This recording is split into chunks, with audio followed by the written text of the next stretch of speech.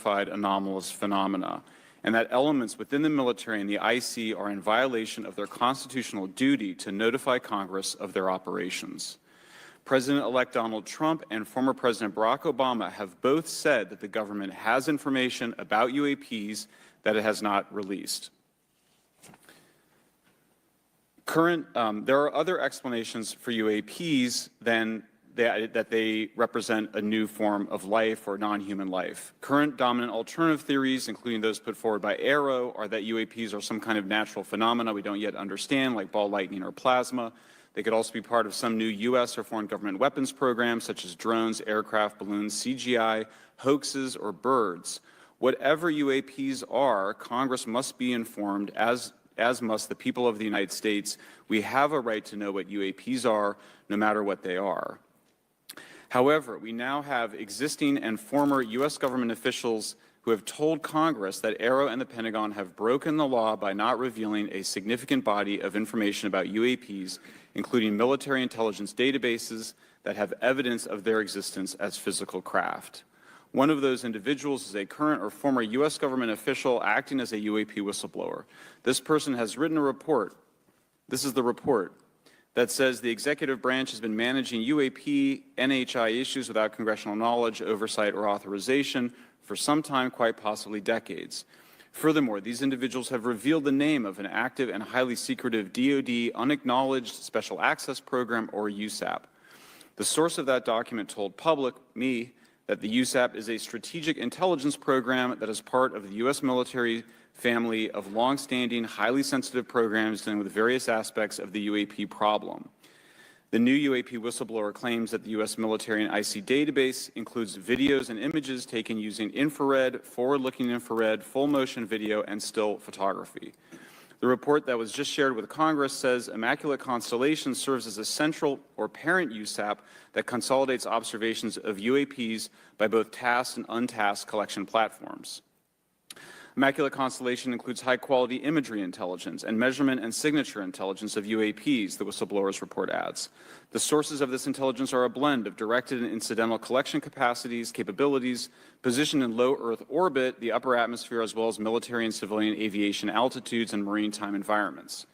The report to Congress details in detail various UAPs, including spheres, orbs, disks, saucers, ovals, triangles, boomerang, arrowhead, and irregular organic. The report describes various incidents found in the human intelligence databases. One involved orbs surrounding and forcing an F-22 out of its patrol area. In another incident, the crew of a Navy aircraft carrier watched a small orange-red sphere rapidly descend from a high altitude of 100 to 200 yards directly above the flight deck of the CVN, or aircraft carrier.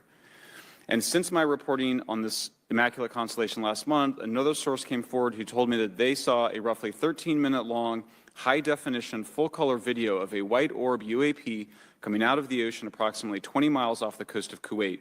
It was filmed from a helicopter.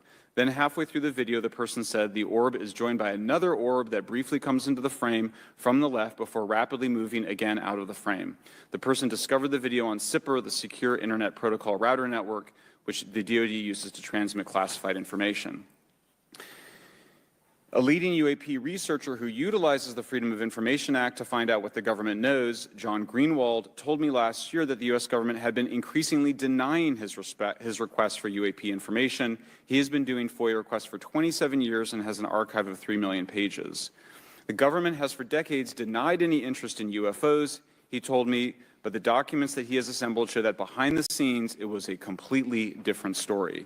Contrary to the hopes of many advocates of transparency, the government has been restricting more information since the leak of 3 UAP videos in 2017. The DoD organization AARO has been labeling many documents with a B7 exemption, which Greenwald says does not make any sense. They're stating that anything AARO does is involved in law enforcement investigation, which allows AARO to not release it. Greenwald says that the DoD has denied the existence of a UAP and ATIP-related records on multiple occasions, only to acknowledge them after an appeal was filed. He added that the Naval Air Systems Command in March 2022 stated they found no additional UAP videos. It seemed strange that they had 3 and only those 3, but other requests had been filed by the Black Vault, that's John Greenwald's group, to seek out more places UAPs might be hiding. Then in September 2022, the Navy admitted that the UAP-related videos and photographs existed, but denied the request in full for their release, saying that the requested videos contain sensitive information that are classified and exempt from disclosure. The DoD will deny things on a Monday and then admit to it on a Friday, said Greenwald. He said the government can and does release videos that protect secret methods of capturing it. They fall back on the sensitive platform excuse a lot, he said. However, the on-screen information can be blurred and scrubbed. The metadata can be removed. I'll show you this example here. This is a presentation from the UATP task force. This is completely absurd. It's nuts, this level of censorship, of redaction on a document. It shows the redaction of how many reports they've collected, for how many years. 2 of the 3 potential explanations are blacked out. The Pentagon, the intelligence community is treating us like children. It's time for us to know the truth about this. I think that we can handle it. Thank you very much. Thank you. I would now like to recognize Mr. Gold for 5 minutes. Thank you, Chairwoman Mace, Chairman Grothman, Ranking Members Connolly and Garcia, Representative Moskowitz, and distinguished members of both subcommittees. I'm grateful to all of you, as well as your intrepid staff, for the opportunity to testify, and would like to begin by discussing courage. Courage is what it takes to tackle this topic, and courage in the face of adversity is what I see in front of me, beside me, and behind me. Per my introduction, I am currently the Chief Growth Officer at Redwire Space and have had several leadership positions at NASA. That being said, I want to be clear that I am speaking exclusively on my own behalf and not for Redwire, NASA, or any other organization. However, I am here today to speak out for science. Science requires data, which should be collected without bias or prejudice. Yet, whenever the topic of UAP arises, those who wish to explore the phenomena are often confronted with resistance and ridicule. For example, members of the NASA UAP Independent Study Team, particularly those in academia, were mocked and even threatened for simply having the temerity to engage in the study of UAP. Our best tool for unlocking the mystery of UAP is science, but we cannot conduct a proper inquiry if the stigma is so overwhelming that just daring to be part of a NASA research team elicits such a vitriolic response. Therefore, one of the most important actions that can be taken relative to exposing the truth of UAP is to combat the stigma. And this is where I believe that NASA can be eminently helpful. The NASA brand is synonymous with hope, optimism, and credibility. If you were to take a walk down the National Mall, you would immediately see the NASA logo on t-shirts, hats, and bumper stickers. Few federal agencies enjoy this kind of popularity. I've never seen anyone wearing an Office of Personnel Management t-shirt, which is why NASA could play such an influential role. Specifically, NASA could, with relatively little cost and effort, host symposia on UAP, or even just participate in existing panels examining the topic. NASA personnel stepping forward and participating in such discussions would make a powerful statement to the scientific community that UAP should be taken seriously and researched accordingly. In regard to research, NASA has vast archives, much of which may contain important UAP data. Again, for relatively little cost and effort, NASA could create an AI or ML algorithm that could search the agency's archives for anomalous phenomena. I suspect that such an effort would not only result in information that will help us to understand UAP, but could result in data that will assist in other areas of scientific inquiry, such as anomalous weather or meteorite activity. Beyond its existing archives, NASA could act as a clearinghouse for civilian and commercial UAP data. During my work on the UAP Independent Study Team, it quickly became evident that there is no clear or well-publicized process for civilian pilots to report UAP sightings. The stigma associated with UAP hampers the number of pilots that would report such phenomena, but even for those who overcome the stigma, I believe the current FAA guidance is largely unknown and poorly understood. In order to effectively collect UAP data, the independent study team recommended the use of NASA's Aviation Safety Reporting System, or ASRS. This system, which is administered by NASA and funded by the FAA, provides a confidential means for the reporting of safety violations in a voluntary and non-punitive manner. Over 47 years, the ASRS has collected nearly 2 million reports. ASRS is the perfect tool to collect UAP data, which could then be collated by NASA and shared with the public at large. Leveraging ASRS could create a treasure trove of UAP data, potentially hundreds of thousands of reports, supporting this hearing's goal of exposing the truth. And I'm grateful to our two co-chairs and other members who have already incorporated this idea into proposed legislation. At this hearing, and as others have demonstrated, the UAP issue is justifiably dominated by national security and defense. However, I would urge the subcommittees to keep in mind the numerous ways that NASA and the FAA, as well as commercial activities in the air, in space, and in the water, can generate a massive amount of invaluable data on anomalous phenomena. I cannot help but be excited by the potential for such an endeavor, since scientific discovery is driven by anomalies. It's the existence and study of anomalies that led to the theory of relativity, quantum mechanics, and nearly all of humanity's scientific breakthroughs.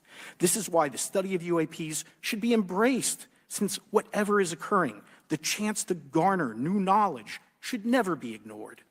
We must be thorough in collecting information, fearless in making conclusions, and open to following the data, no matter how mundane or extraordinary the results may be.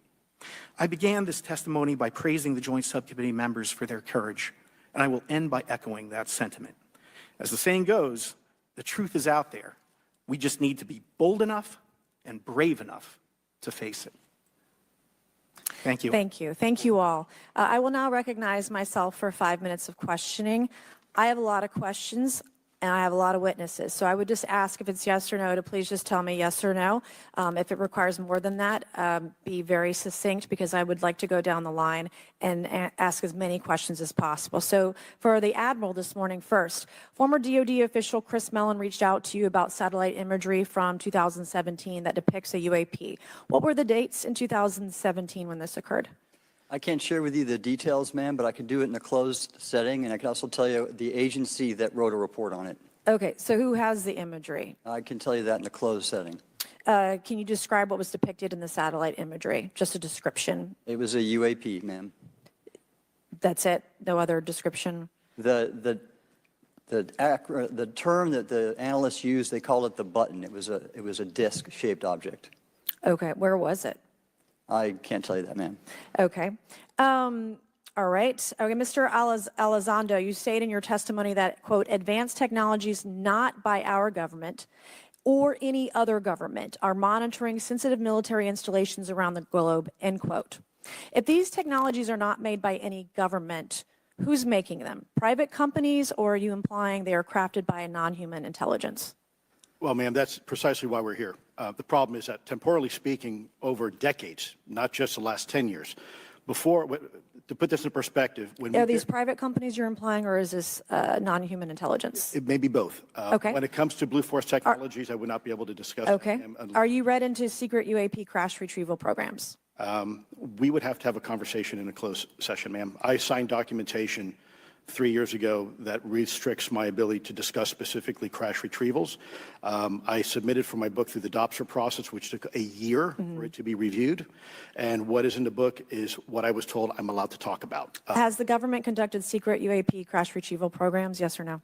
Yes. Okay, were they designed to identify and reverse engineer alien craft, yes or no? Yes. Does the U.S. government have any reverse, okay, we already answered that question about retrieval programs. Do any U.S. contractors have the same? I would prefer to address that in a closed session, ma'am. Okay. In your book, you mentioned government employees who've been injured by UAPs, placed on leave, and receiving government compensation for their injuries. Is that correct? That is correct. How can the government deny we have recovered craft if they're paying people because they've been injured by recovered craft? Ma'am, that's a great question. That's why I think we're here again, because I've seen the documentation by the U.S. government for several of these individuals who have sustained injuries as a result of a UAP incident.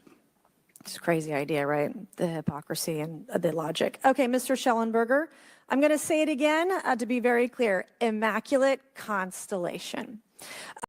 What's its mission and how are they funded? Its mission is to, as I stated, its mission is to, it's an unacknowledged special access program. Its mission is to document UAPs. Okay, and do you, for your story and your report, do you have more than one credible source? I do. Sourcing, okay. I do. And then why do you believe your sources to be credible? How do you judge the veracity of the documentation you've been provided about this program? I checked the sources, and they are who they say they are. They are current or former government officials. I wanted to also add that I did not specify that they were Defense Department employees. I didn't specify the agency nor the gender. Would they have included non-government employees, people that aren't employed by the government? I'm comfortable saying that these are government or previously government employees. Any of them currently employed by a private contractor or private contractors? I'd rather not say. Okay. What's the key takeaway, just a few seconds, about the Immaculate Constellation document you provided us today?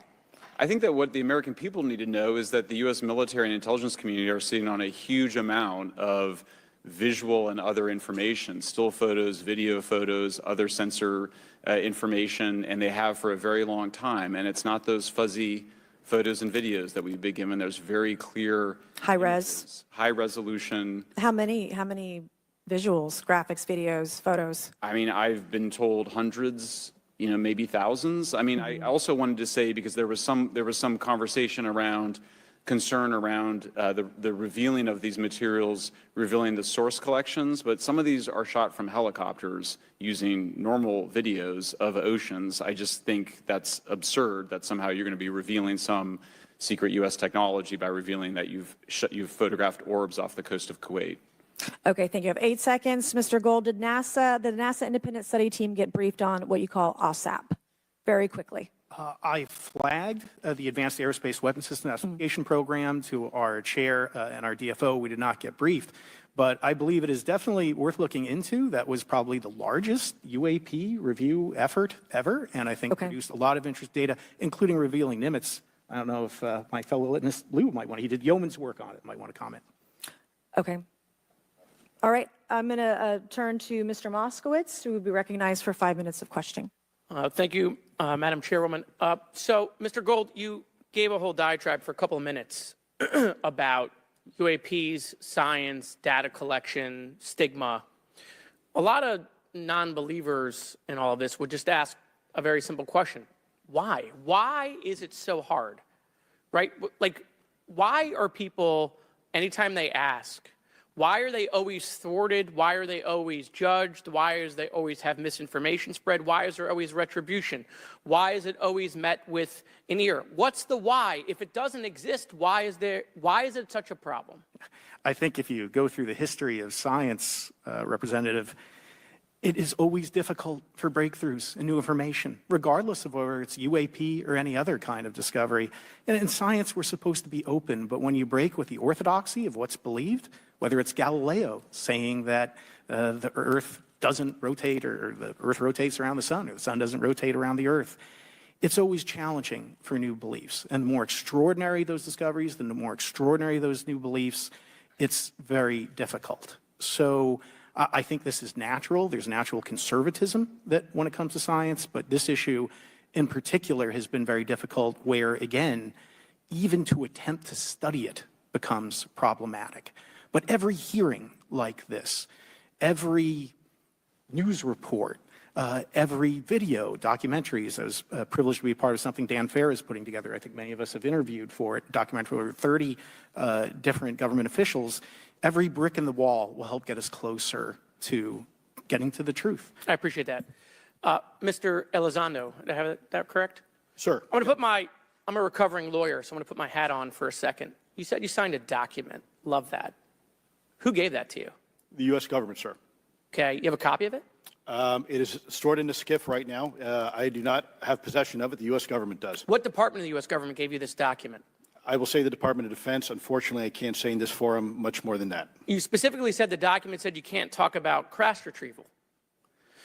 Well, you can't talk about Fight Club if there's no Fight Club. Correct. Okay, I'm just making an observation.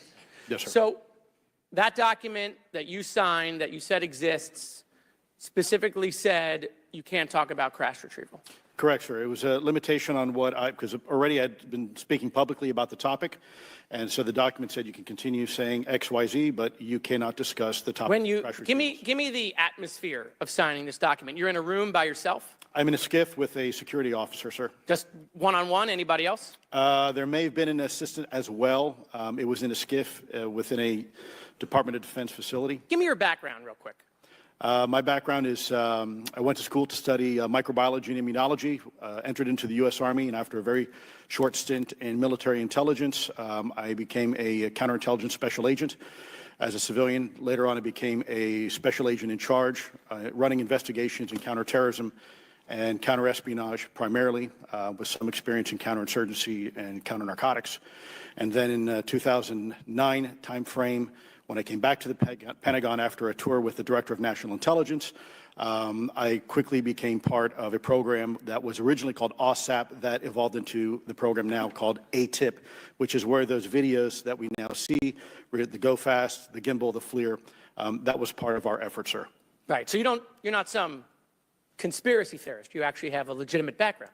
Well, sir, I'm certainly not a conspiracy theorist. I'm fact-based, just a fact. So when you're in this room, I want to paint the picture of everybody. You're in this room, you're by yourself, you're in a skiff, you're handed a document. How long is the document? It's about a page front and back. So basically, you have some things they call trigraphs, which I cannot, again, talk to. How long were you given to sign the document? As long as I needed, sir. And what if you didn't sign it?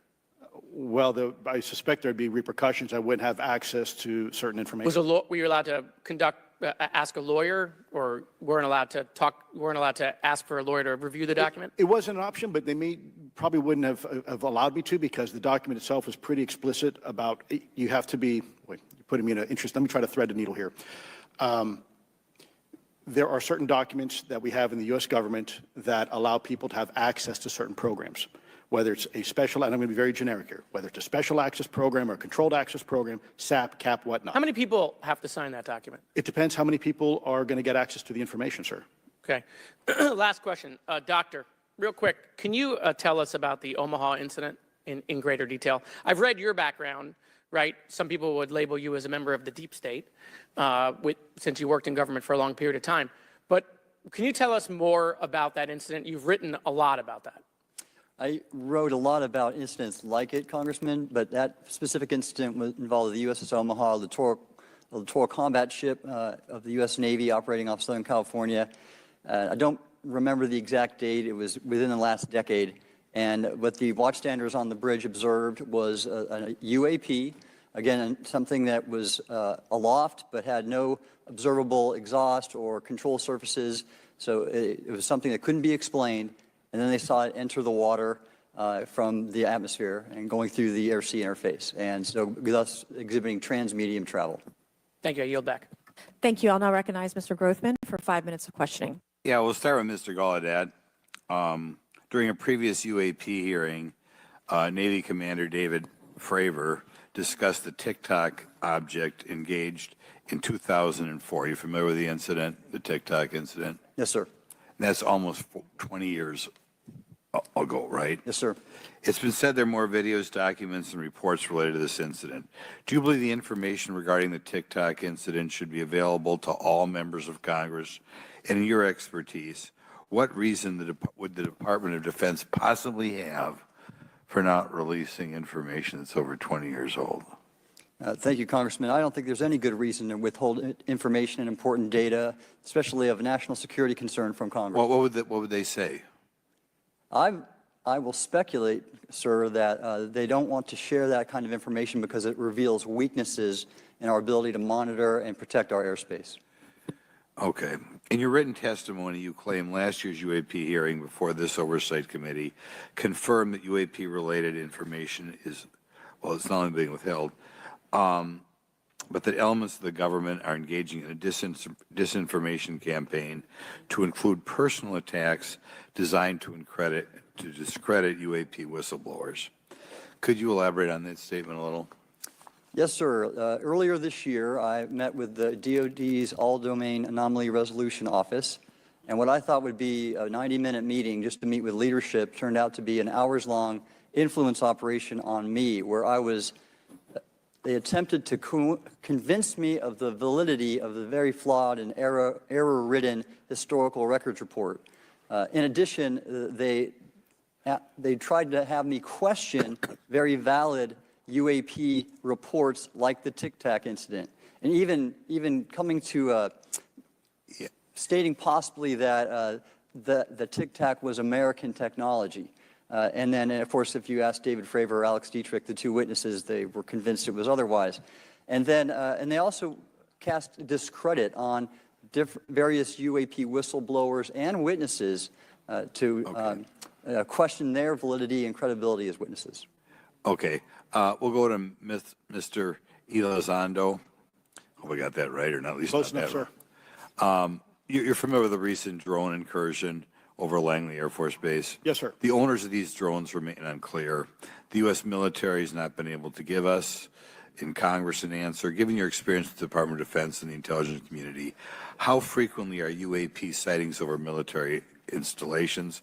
And secondly, I suppose hypothetically you could have incursions over just, say, regular airports. Is it obvious these incursions are more likely over military facilities than just a random airport out there? Yes, sir. There's definitely enough data to suggest that there is certainly some sort of relationship between sensitive U.S. military installations, also some of our nuclear equities, and also some of our Department of Energy sites. There is a long historical record that some of your colleagues may have, documentation that demonstrates this. This is not a new trend. This has been going on for decades, and that information has been obfuscated, unfortunately, from folks like you in this committee. And I think that's problematic because ultimately, at the end of the day, we have a significant situation here. We have something that can enter into U.S. airspace completely with no attribution. And how long has this been going on? Sir, decades. And there's information that will hopefully be entered into the Can you record. think of any possible reason why they can't release any information they have on something, say, 15 or 20 years old? Sir, if I could echo my colleague here, Admiral Gallaudet, I think one of the big issues that we have in the intelligence community, Department of Defense, is we don't want to broadcast any potential vulnerabilities or weaknesses in our national defense systems or on intelligence collection platforms. Therefore, when you have a conversation where you address a problem for which there is no solution, it makes that a very uncomfortable conversation to have. Okay, we'll switch to Mr. Schellenberger. The primary reason you're here today is because you published an article on the news publication that you own called Public, right? Alleging that a new unnamed government whistleblower has come forward asserting that a highly classified program exists dedicated to recovery and reverse engineering of UAP technologies. Can you give us what specific evidence you have or that your source provided you to substantiate the claims about the existence of the Immaculate Constellation program? Well, you have the report in front of you now, so you can see it for yourself. I checked the report, and I did not find it based on existing cases. It was new cases for me. I hadn't found anybody. So that answered for me that it was not obviously circular reporting, which is one of the big concerns in this space. I also had the name of the program confirmed by more than one additional source. So yeah, and then of course I checked to make sure that the source was who they claimed to be. Okay. I should also say that when I said before it was this database, it is a much broader program than that. It also includes human intelligence, and then, as you mentioned, the retrieval and the reversal. Any knowledge of what country these things originated in? No, I have no idea. Okay. Okay, I will now recognize Mr. Burchett for 5 minutes of questions. Thank you, Chair Lady. I request unanimous consent to enter into the record documents provided to us regarding legacy UAP programs and psychological operations. Lou Elizondo. So ordered. I also want to thank my buddy Jeremy Corbell for providing us documents and access to some whistleblowers. Mr. Elizondo, what is your last position with the federal government? Sir, I was the Director of National Program Special Management Staff managing a White House Special Access Program on behalf of the National Security Council. How would you characterize UAPs? An enigma, sir, and a frustration.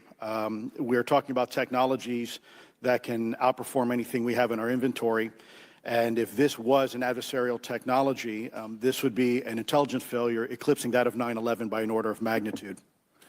Are there classified Department of Defense materials related to UAPs that you believe could be safely disclosed to the public without compromising national security? Yes, sir, I do. I would never, ever try to endorse providing some sort of information that could compromise what we call a blue force technology or capability. But I do believe there's a lot of information regarding this topic, and I've been very vocal about it, that should be shared not only with the public, but most importantly, with members of Congress. Are you familiar with my friend David Grush? Absolutely, sir. I had the privilege and honor of working with him myself several years ago at U.S. Space Force. Last year, as you know, he testified that the U.S. has run a multi-decade UAP crash retrieval and reverse engineering program. Would you agree with that? Yes, sir. Are there UAP programs operating without proper congressional oversight? 100%. What are they? Unfortunately, sir, I would have to have that conversation in a closed session. I know you said that, and a lot of people are frustrated with those kind of answers, but we're asking those kind of questions so you all know what the heck we're up against.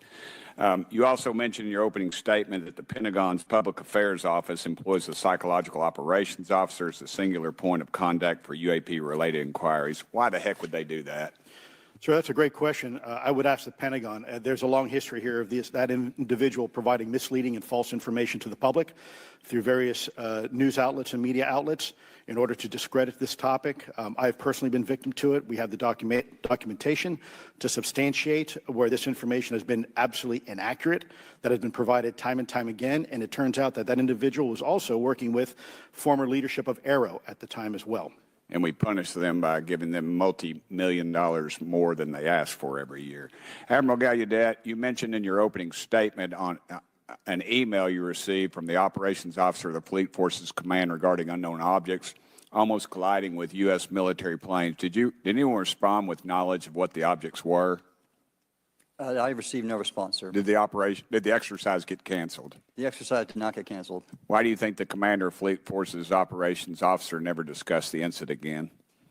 Sir, I'm speculating because I didn't have an exchange with him, but I believed it to be part of a special access program, the information and the video, which we have known now it was, and he realized he couldn't share that openly with the recipients of the email, and therefore the email was pulled from everybody's account. Again, tell us what happened to the email from the commander of Fleet Forces. The day after I received it, and all the other recipients received it, which were all the subordinate commanders of U.S. Fleet Forces, so 1- and 2-star admirals, including strike group commanders, the email was wiped or deleted from our accounts, Okay. and then no one talked about it. All right.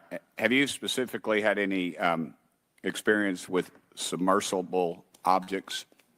Sir, I've no personal experience, but I've had witnesses on submarines come to me and say they've seen on sonar data. Correct. Okay. Yeah, how would USOs. you characterize those, and how do they move?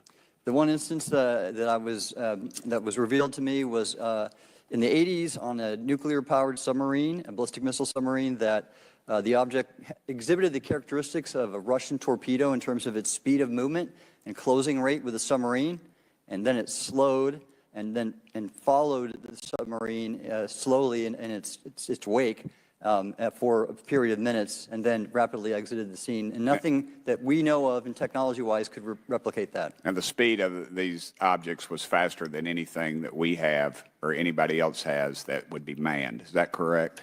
It was on the order Underwater. of a torpedo. So Yes, sir. Yes, sir. But as it exited, it did. Well, I don't exactly know how fast a torpedo is, but I expect it does better than my old outboard Scott Atwater, so I'll take that as a yes. Yes, okay. sir. Have you experienced any experience with the All-Domain Anomaly Resolution Office, ARROW? Yes, Congressman, as I mentioned previously, and I have met with them. Okay. You heard Mr. Elizondo describe psychological operations for those contacting the Department of Defense about UAPs. You mentioned a similar influence operation by ARROW. Why are federal agencies invested in running information operations about UAPs if they do not exist? Yes, sir. But I'll make a statement on ARROW's behalf. They have new leadership. The office has reached out to me to meet again, and I take that as a good faith effort, and we'll see where that goes. Thank you, Chair Lady. I've run over. Thank you. Thank you, Mr. Tennessee. I would now like to recognize Mr. Higgins. You're the king of Tennessee. Mr. Higgins, you're recognized for 5 minutes of questions. Thank you, Madam Chair. Mr. Elizondo, Mr. Schellenberger notes in the report that we've been given for this hearing.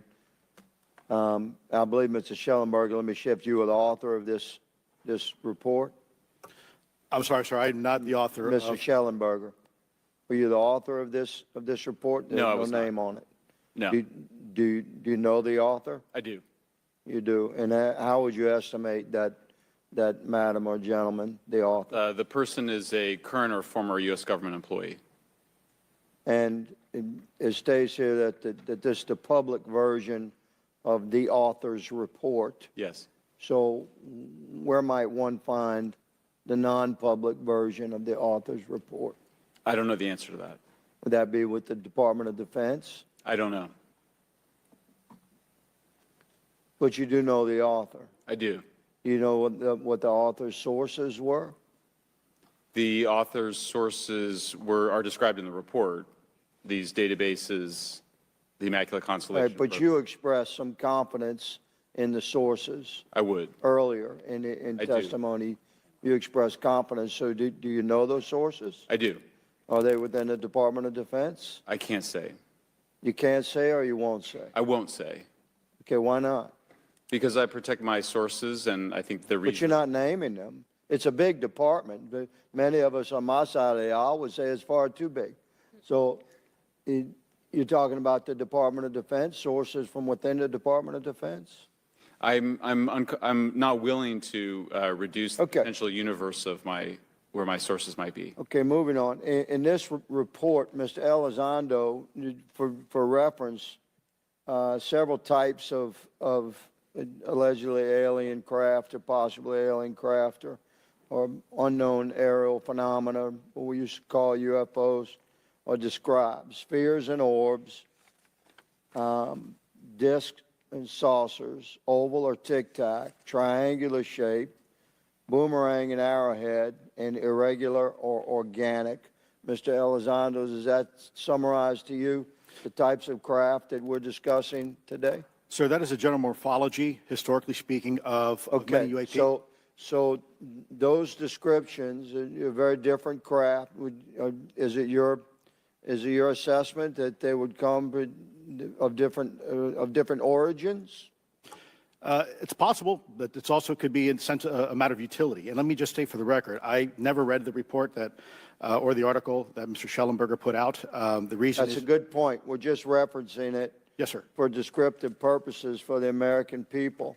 Mr. Schellenberger, in this report, it's striking to me that regarding the descriptions of experiences with these various craft, several of them include biological effects and several do not. Are you familiar with what I'm talking about? Yes. Okay, so spheres and orbs, triangular craft, and irregular or organic craft include some descriptions of biological effects, including feelings of unease, electronic device malfunctions, long-term psychological effects such as anxiety or insomnia have been noted, feeling of being watched, a shared awareness with the triangle craft, and under the irregular and organic craft, biological effects include physical sensations of warmth or cold and unexplained smells and psychological distress.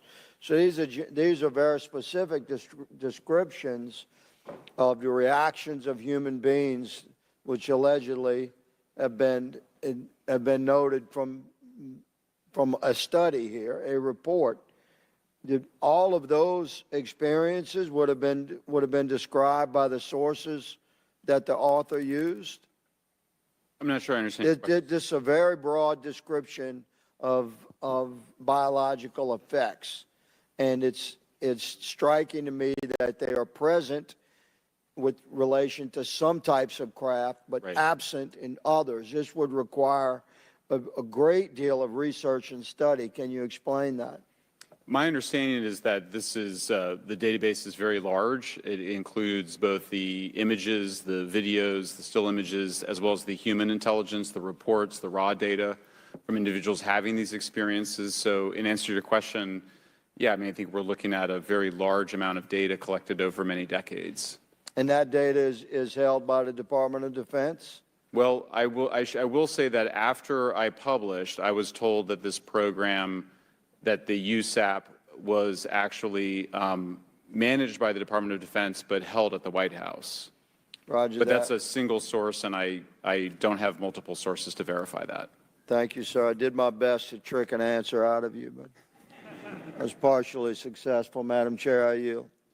Thank you. I now recognize Mr. Frost for 5 minutes of questions. Thank you, Madam Chair. In addition to serving on this committee, the Oversight Committee, I also serve on the Science, Space, and Technology Committee, where we often discuss how essential data and evidence are used in science and used at departments such as NASA. During a hearing, NASA Administrator Nelson affirmed the importance of NASA in helping us to understand UAP. Mr. Gold, if the government doesn't have the data it needs on UAP because, say, someone who saw something is concerned about stigma, public backlash, et cetera, or maybe there's just not good systems in place, how are we supposed to ultimately figure out what's going on?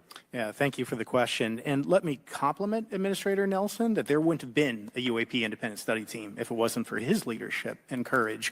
We're talking about data and where we can get data from. As I described, NASA has whole archives of data, much of which I believe will likely have information that will help inform UAP.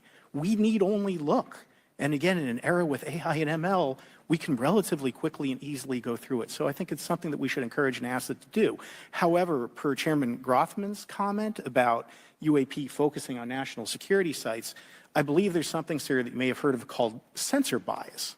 That because we've got more cameras, more monitoring of national security, we don't know how extensive UAP activity may be over civilian areas. And this is to the second part of your question where we're not collecting the data. We're not collecting sufficient data from pilots. We're not collecting sufficient data from civilian and commercial activities. And this is, again, where ASRS, I think, could substantially change that, get the data out there, and allow us to do good science. Yeah. Thank you. I mean, on the data, you know, I'm a really big proponent of transparency.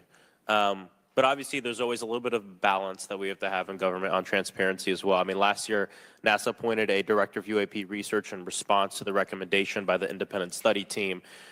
In the final report, there's a quote, despite numerous accounts and visuals, the absence of consistent, detailed, and curated observations means we do not presently have the body of data needed to make definite and scientific conclusions about UAP. Can you just talk really quickly about that balance of security and transparency? So I can say, having served at NASA, it is the most transparent organization I've ever been in. When we would have conversations of executive leadership, things would leak out almost instantly. So I can assure you, intentionally or not, NASA's very transparent. I don't know if many of you have worked with engineers or scientists. They love to talk. So I believe that NASA is a paradigm of transparency, but we must have the ability and the data to be able to be transparent with. And if we're not gathering that, if not looking at it, then we can't bring NASA into the game and get to that good science that you need. You know, it was about a year ago, I was touring a facility with a pretty senior government official. We went by a certain hangar and they said, yeah, that's, you know, a company leases that out. We don't really know what's going on in there. We have no way of knowing what's going on in there. And there was a few of those, in fact, while we were driving around this facility. To what extent do you think that some of the UAP out there comes from off the books or unauthorized experimental aircraft?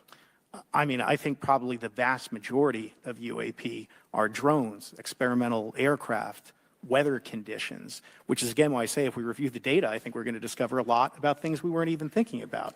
But there is a percentage that isn't. And looking into those anomalies is how discoveries will be made. And relative to science, Congressman, if I can say, when NASA studies black holes, when NASA studies galaxies, we have instruments that are tailored to do so.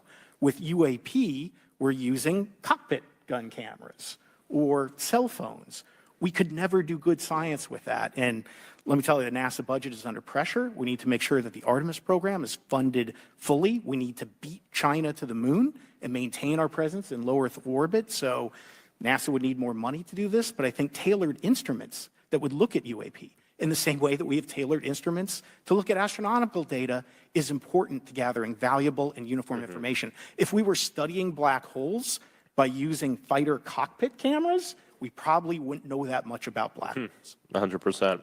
Well, I think it's important that federal leaders take the necessary steps to ensure that UAP does not pose threats to the American public as well, and that we have the necessary budgets to collect this data so we can actually see what's going on. And I'm fully supportive of funding the Artemis mission. I think it's very important. Also, a personal note, the pilot is a frat brother of mine. He is a member of the Phi Beta Sigma Fraternity Incorporated, and so I would love to see my fraternity make it to the moon. But Redwire is building the cameras for Artemis, so we will take some pictures of your frat brother and get them. There we go. Thank you so much. I yield back. Thank you. I will now recognize Ms. Luna for 5 minutes of questioning. Mr. Elizondo, to your knowledge, can you name the country and around time frame that the first back-engineered UAP program started? Ma'am, unfortunately, I would not be able to have that conversation in public. Can anyone on the panel name that? I can't. None of you? Okay. This next question is for Mr. Gallaudet.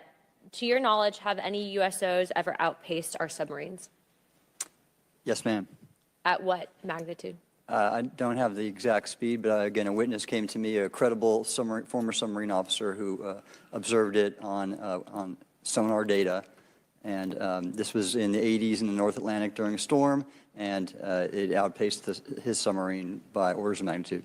Are you aware of any hotspots that currently exist off our shores in North America? Not with sufficiently credible data, ma'am.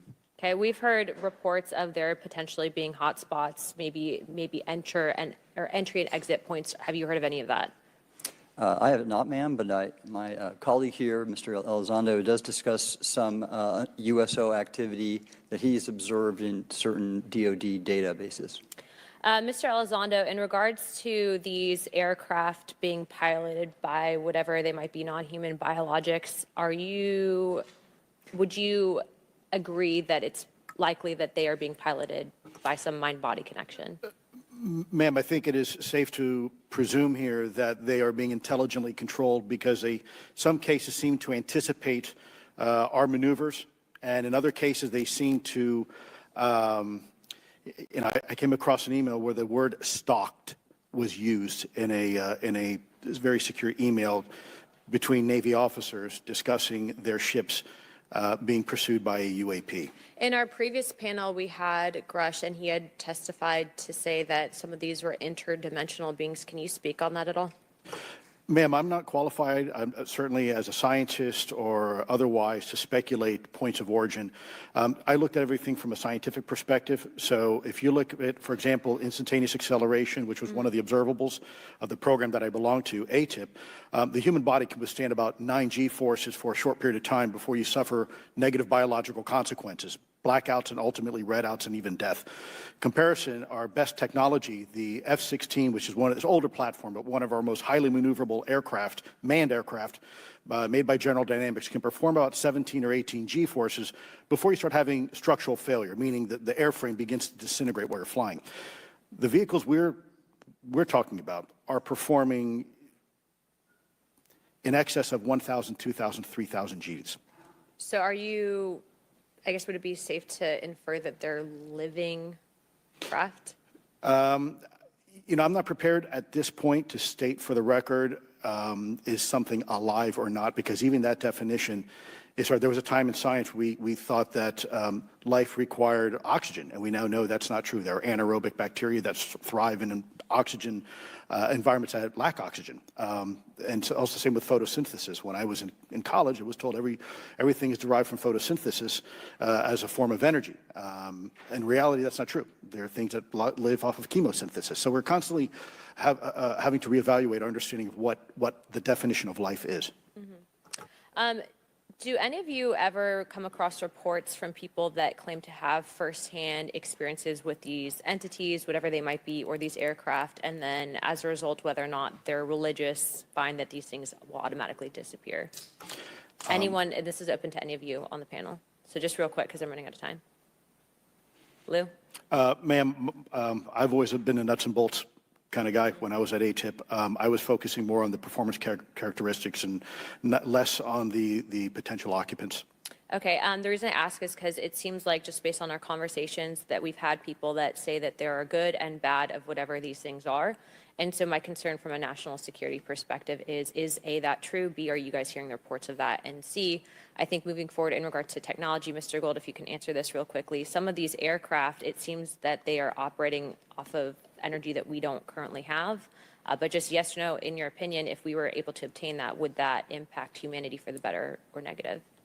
Would certainly save us some money on funding on Artemis. Definitely. And this is a national security issue, that if there is such technology out there, we're not the only country that might have access to it. We don't want to be on the wrong end of technological surprise.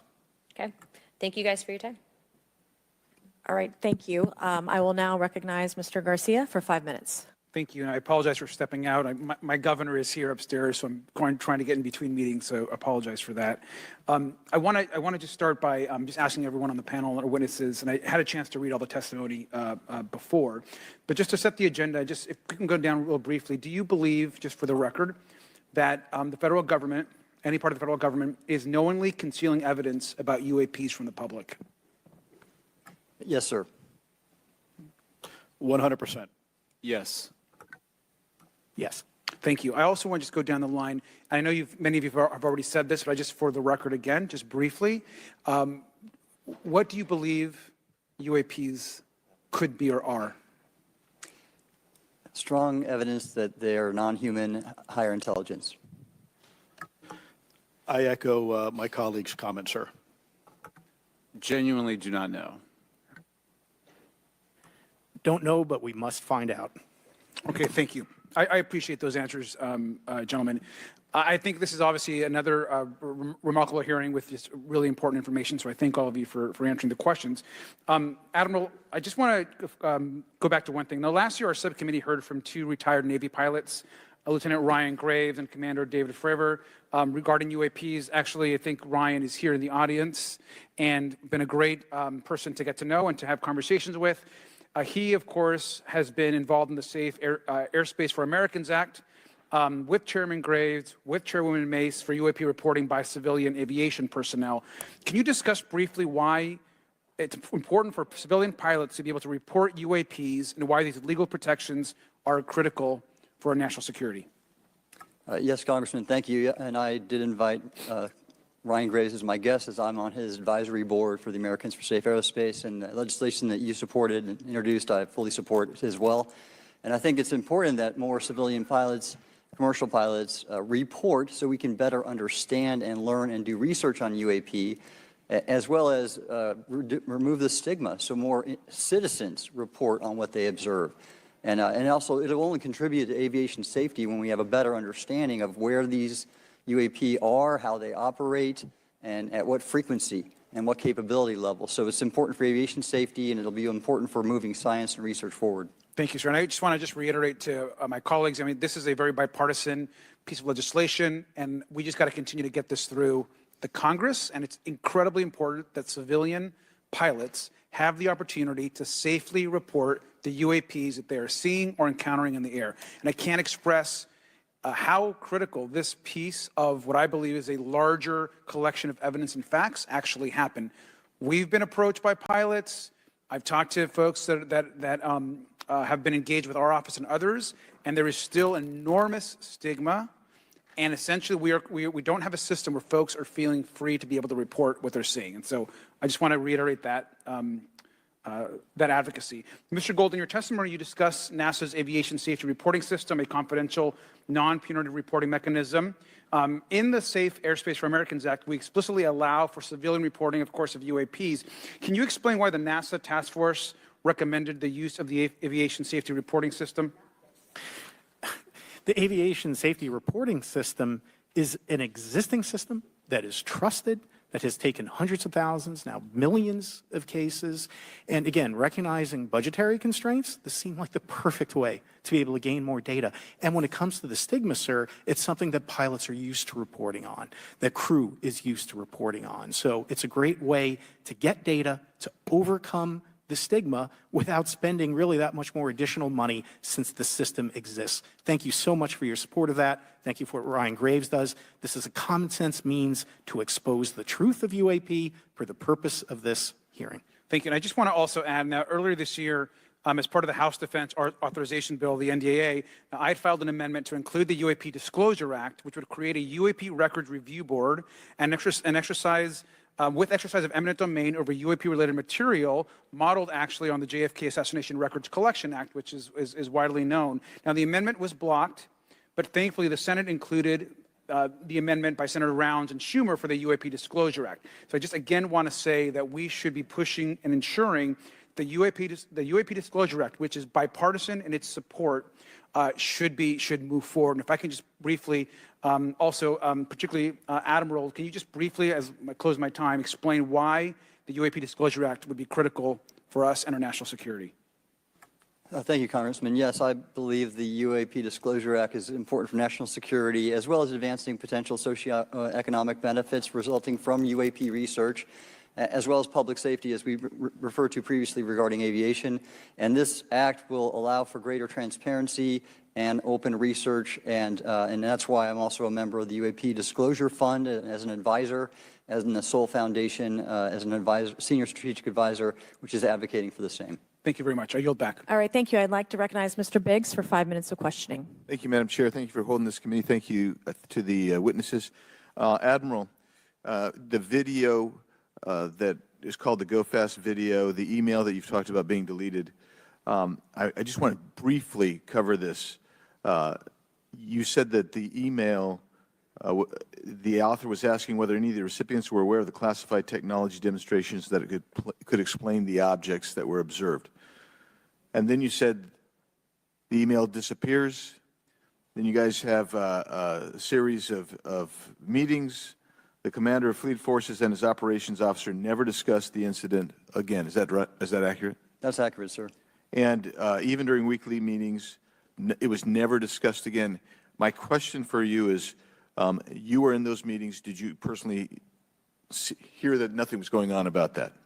Yes, sir. I was in those meetings, and did you make inquiries about that? No, I did not, sir, because I inferred, since I had been read into other special access programs, that this UAP video was part of one that I was not read into, or any of the recipients, or the author of the email, and that an intelligence agency basically pulled it back and instructed the author of the email, hey, this is, you just conducted what they call spillage into a lower classification level, and when that's done, the procedures are basically to remove any of the communication. You're going to silo it.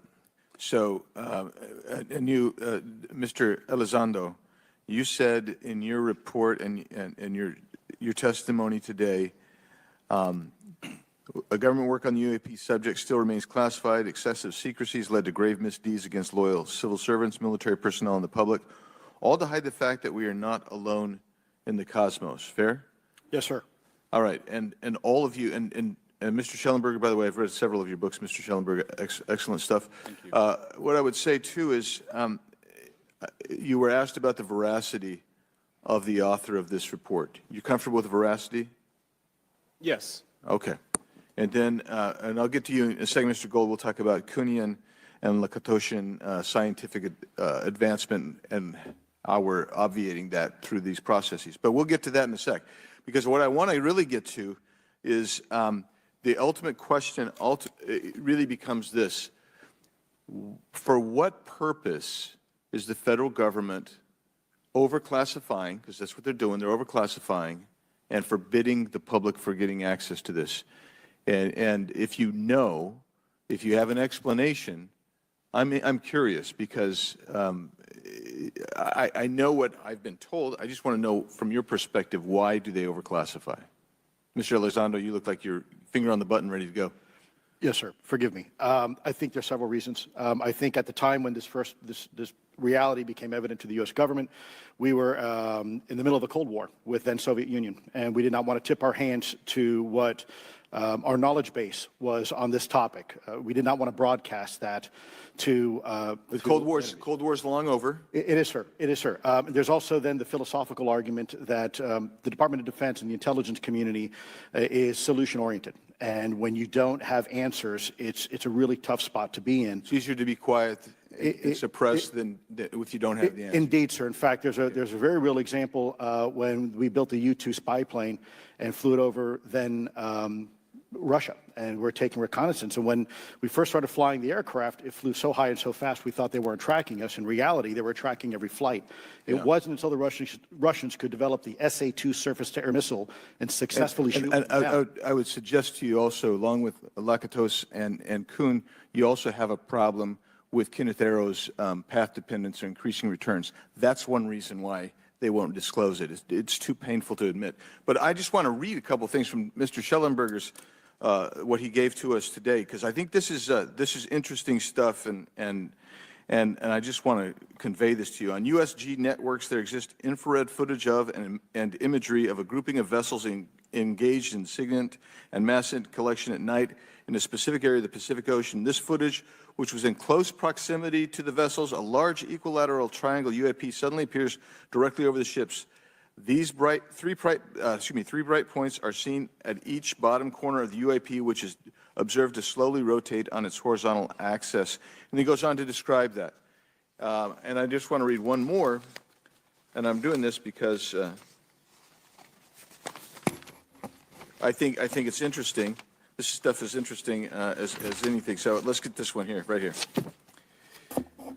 While performing a routine airspace surveillance and control mission in the Eastern Air Defense Sector, an F-22 fighter observed multiple UAP contacts at mission altitude. Moving to intercept, the F-22 pilot noted multiple metallic orbs slightly smaller than a sedan hovering in place. Upon vectoring towards the UAPs, a smaller formation of the metallic orbs accelerated at rapid speed towards the F-22, which was unable to establish radar locks on the presumed hostile UAPs.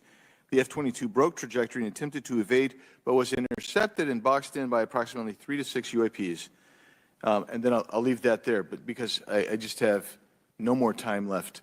Well, she's not looking. So let's just get into let's get into part of this. I thought I would be saved by the bell. No.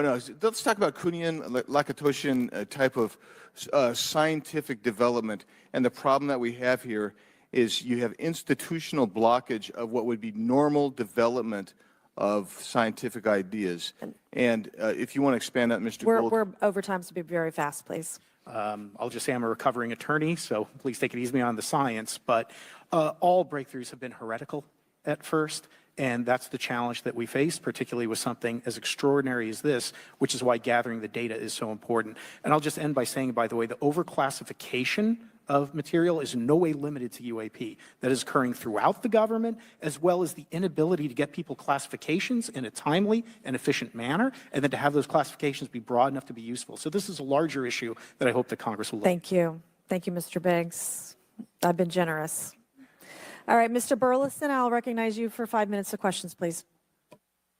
Thank you, Madam Chair. Mr. Elizondo, does any branch of the United States government or defense contractors possess technology?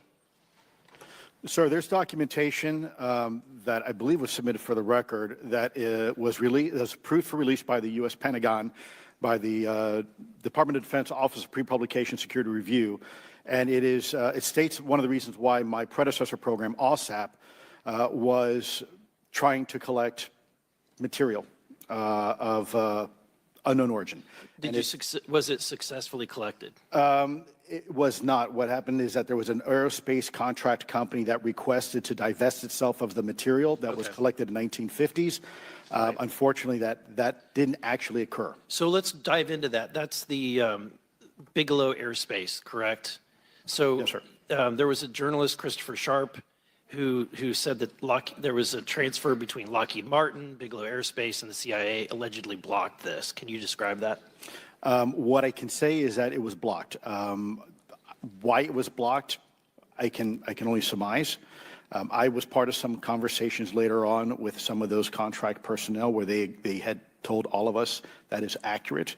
What we required was a memo from the Secretary of the Air Force in order to make that complete, and that never occurred. And so when Secretary Mattis became Secretary of Defense, I decided it would be appropriate for me to try to receive a memo from him as SecDef, as Secretary of Defense, if we could not get a memo from the Secretary of the Air Force to transfer that material. So if that material exists today, who's in possession?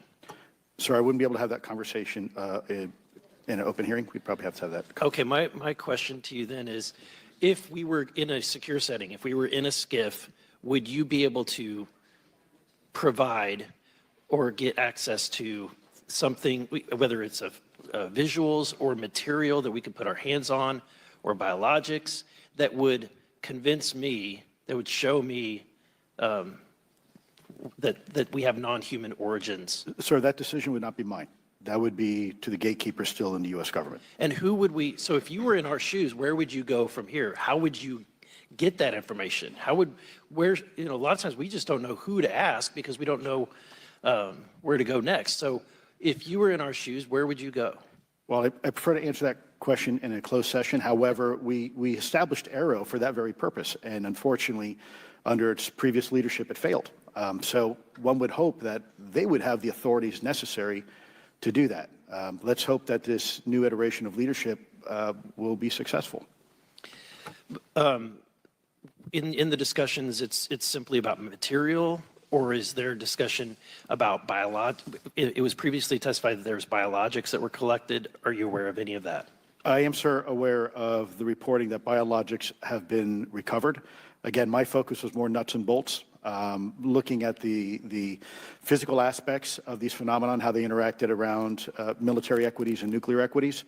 So I'm certainly not a medical expert. I would not be able to probably provide you a whole lot of value in that simply because I don't have the expertise. But was anything described as that we have possession of bodies? Yes, yes. We have is it multiple types of creatures, or? Sir, I couldn't answer that. I can tell you anecdotally that it was discussed quite a bit when I was at the Pentagon. The problem is the supposed collection of these biological samples occurred before my time, in fact, before I was even born. And was this part of the Lockheed Martin discussion, or was this the biologics is a completely separate?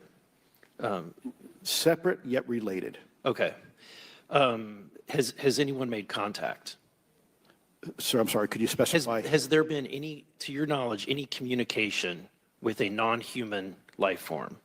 So the term communication is a bit of a trick word because there's verbal communication like we're having now. The problem is you also have nonverbal communication. And so I would say definitively yes, but from a nonverbal meaning, when a Russian reconnaissance aircraft comes into U.S. airspace, we scramble 2 F-22s, and we are certainly communicating intent and capability. I think the same goes with this. We have these things that are being observed over controlled U.S. airspace. And they're not really doing a good job hiding themselves. They're making it pretty obvious they have the ability to even interfere with our nuclear equities and our nuclear readiness. Is the United States government or in our contractors, are they pulling technology from this? Or they're reverse engineering this? Sir, as I previously stated, and please forgive me, I am not authorized to discuss specifics about crash retrievals. I signed documentation with the U.S. government. What I can say was, after a very thorough review process by the Pentagon, what I wrote about. And that was my limit, unfortunately, that I was given. Thank you. Yes, sir. Thank you. I would now like to recognize Mr. Timmons for 5 minutes of questioning. Thank you, Madam Chair. Mr. Elizondo, you just said something interesting. You said they don't seem to be hiding. They don't seem to be hiding. The UAP sightings are becoming increasingly brash, if you will. And, we've been hearing about these for years, but they've generally been isolated and not as consistent and over critical military installations. Would you say that's fair? Is this becoming increasingly often? Is it happening more and more? Great question, sir. Let me see if I can answer this for you. Certainly, there seems to be some indication that they're being provocative, meaning that they're, in some cases, literally splitting aircraft formations right down the middle. So that's an air safety issue. The question is it the frequency increasing? And really the response is it depends. yes, it's possible that there is an increase in frequency, but it's also possible that there's heightened awareness now, and there's also more pervasiveness of technology out there that's collecting this information and that can record this information. So we're not quite sure yet if it's actually an increase in numbers of these events, or is it that we have better equipment now that to record these things, and we have a better ability, if you will, to analyze these things. And that's my next question.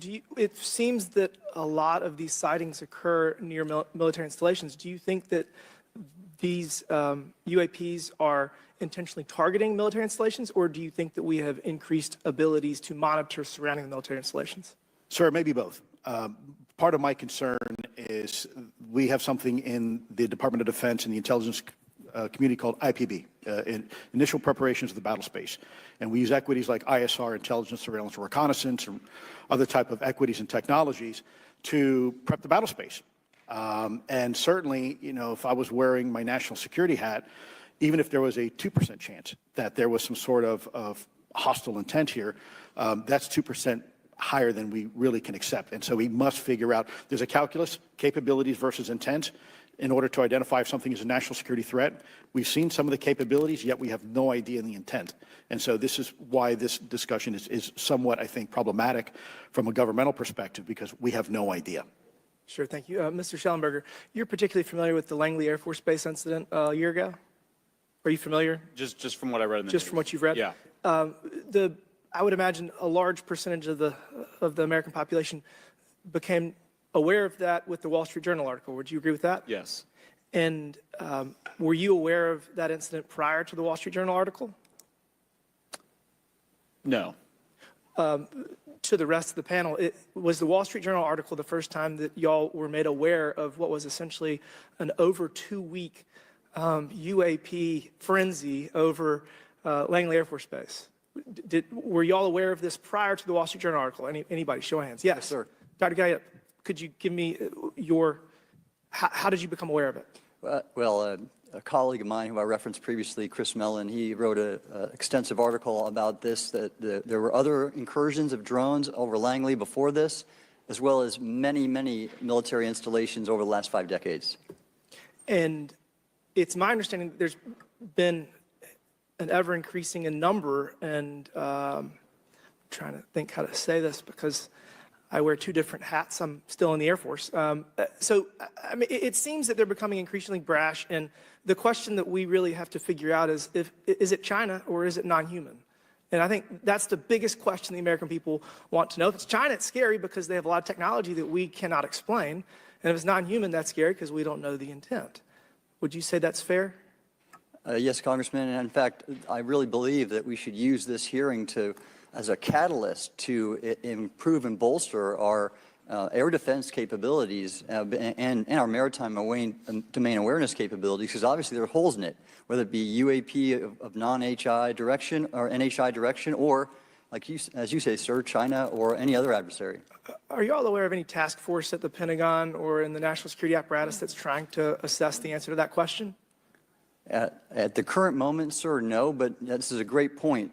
From 2020 to 2022, there was a UAP task force in the DoD succeeding where Mr. Elizondo worked, led by Jay Stratton, who had the first comprehensive whole-of-government approach to UAP, which involved pathways to declassification and to increase transparency, as well as assessing the national security risks of UAP. This was a really well-established approach, and we have all advocated that something like it return. I'm running out of time. The last thing is that we need authorities. The law enforcement, military do not have authorities to actually engage, and Congress needs to act to give those authorities to local law enforcement and the military so they have clear guidelines on how to assess these issues going forward. I yield back. Thank you. Thank you. I'd like to recognize Ms. Boebert for 5 minutes of questioning. Thank you, Madam Chair. Now that we have all been cautioned in this committee hearing that the mention of Pentagon's Immaculate Constellation program could put us on a list, well, I already find myself on many lists, I'm sure. So I speak my mind often, so why not just keep going with it? May as well just go all out and say it. The earth is flat, birds are government drones, and we've never said on foot on the moon, and Joe Biden received 81 million votes in the 2020 election. So let's just see how many lists we could get on here today. But Mr. Schellenberger, I wanted to ask you, I think I understand from this hearing that you would agree that classifying information like this is not in the best interest of the people. Is that correct? Yeah, I mean, with the caveat that, of course, I would support classification necessary to protect secrets essential to national security, but I think it's pretty obvious that there's overclassification. Overclassification, yes. And so in most instances, if they can't tell us what, do you think at some point they'll at least tell us why? President-elect Trump has repeatedly committed to greater transparency, both on the UAP issue, on JFK files, on COVID origins, and many other things. So I think that we need to make sure that the next administration is held accountable for that. Agreed. And this is for all four of you. Yes or no, please. I have many questions I want to get to. Are there any known instances of recovered materials or technologies that are not of human origin and maybe connected to any advanced bioscience defense programs within the USG? I don't know. I wouldn't be able to answer that, ma'am. I don't know. I don't know. Okay, so there are rumors that have come up to the Hill of a secretive project within the Department of Defense involving the manipulation of human genetics with what is described as non-human genetic material, potentially for the enhancement of human capabilities, hybrids. Are any of you familiar with that? Yes or no? No, ma'am. I am not, ma'am. I'm not. No, ma'am. Okay, I would like to know, with Immaculate Constellation, how does this relate to UAP activities, Mr. Schellenberg, in oceanic environments? Are there any instances where the Navy or other maritime forces have encountered UAPs that could not be explained by known technology or natural phenomena?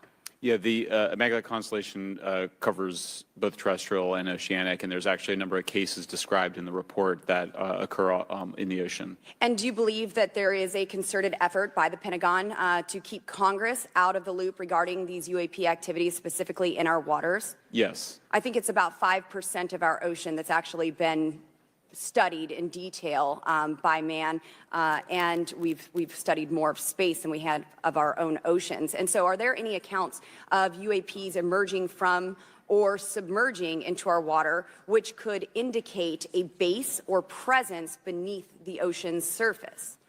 I don't know about a base, but as I mentioned, I had a different source entirely describe this pretty extraordinary footage that exists of orbs, of an orb coming out of the ocean and being met by another orb. Some would say that there's multiple hotspots where we see frequent activity. So in your investigations, have you come across any data or visual evidence like sonar readings or underwater footage of these UAPs? I have not beyond what's in the report. You've written about UAPs not only in the air but in underwater. Are there any specifics on what you've learned about the UAP activity in our oceans? Particularly, have you spoken with sources who have provided any evidence or eyewitness accounts of these UAPs interacting with our naval forces or being detected by our underwater surveillance systems? Nothing beyond what's in the report and then the specific case that I mentioned with the orb. So this report says it all. There's no other information that we are aware of regarding the activity within our waters. I have other sources that have told me that have shared a significant amount of information, but they're not comfortable with me sharing it at this point. Okay. Are there any technological capabilities observed in these oceanic UAPs that seem to defy our current understanding of physics or our engineering capabilities? It seems like they all do. Yes, I would agree with that. My time is up, but I do appreciate your bravery, your courage for coming here and speaking today. And it seems like there's still some questions that we need answers to, and we will not relent until we get those to the American people. Thank you all. Thank you. I move to allow myself and the ranking member 5 additional minutes for questions without objection, so ordered. Mr. Elizondo, were you read into the Immaculate Constellation? program? Ma'am, I would not be authorized to confirm nor deny the existence of any ongoing or past program, especially as it relates to a special access program, either by name or trigraph. Okay, and then does the U.S. government or private contractors, do they work with other foreign countries, China, for example, to exchange data, quote, from a source, that intelligence data about UAP? Let me see if I can answer that a little bit more generally, ma'am, if I may. We do have foreign material exploitation programs. That is something that is widely known, and that term itself is unclassified. How exactly that works becomes a bit sensitive. The discussion we could certainly have in a closed session if you like. We do work with international partners and allies quite often, not just in military exercises and workups, but in other intelligence efforts as well. In terms of material that's given to private contractors, is certain material given to certain contractors because of their experience? So, for example, if it's related to submerged and undersea propulsion, would it go to a general contractor like General Dynamics? Yes, ma'am, absolutely correct. Different contractors have different levels of expertise. What's Lockheed's expertise? Aerospace, ma'am. In the UAP space, that's all that they would do submerged. No, I didn't say that, ma'am. Okay. Lockheed Martin and others do quite a bit of work both in our atmosphere, in space, and even underwater. There are certain efforts to. It's a tough question you're asking. You put me on the spot here. I'm looking for the answer. Yes, ma'am. No, they are involved in a lot. I would rather let Lockheed Martin explain the different domains that they are involved with. Probably I'm not authorized to discuss that, but they are involved in a lot of different areas and domains. Admiral, flight safety risks for our pilots, based on what you've experienced and seen in your career. They're extensive, and the one exercise I referred to where I received the email that was then deleted was the pilots, and this is worth bringing out. There are debunkers out there who have said the Go Fast video was just a balloon. That was only one video that was released. There were dozens of these encounters that pilots, friends of Ryan Graves, who's in this room right here, witnessed and caused significant safety concerns. And to almost call out an exercise and shut it down, which is very compressed, and the carrier's getting ready for deployment, and the pilots have to get certified to land on a carrier, it's extreme, to say the least. All right, I have two last questions. Real quickly, Mr. Schellenberger, how do we get more whistleblowers to come forward? Well, this hearing is very important, and obviously, I can't encourage whistleblowers to obtain information, but I can guarantee that I will protect them and go to prison to protect their identities if they come to me. Yes, sir. Okay, my last question. The first hearing we had on this, I'd never been briefed on UAPs or what they were, biologics, non-human, et cetera. How would you define, each of you, my last question, how would you define non-human biologics, non-human intelligence? What are we actually talking about? Admiral, and we'll go down the line. I don't think it's a stretch when you look at the diversity of life on this planet and the size of this universe to think that there would be more diverse, higher order, non-human intelligences throughout the universe, and that's probably what's visiting us. I would take the scientific approach. The definition would be the ability to react to a stimulus in a manner that requires an intellectual thought process. I just don't know. I think we must be modest in our assumptions that we're looking for intelligence. That could be biological, it might not.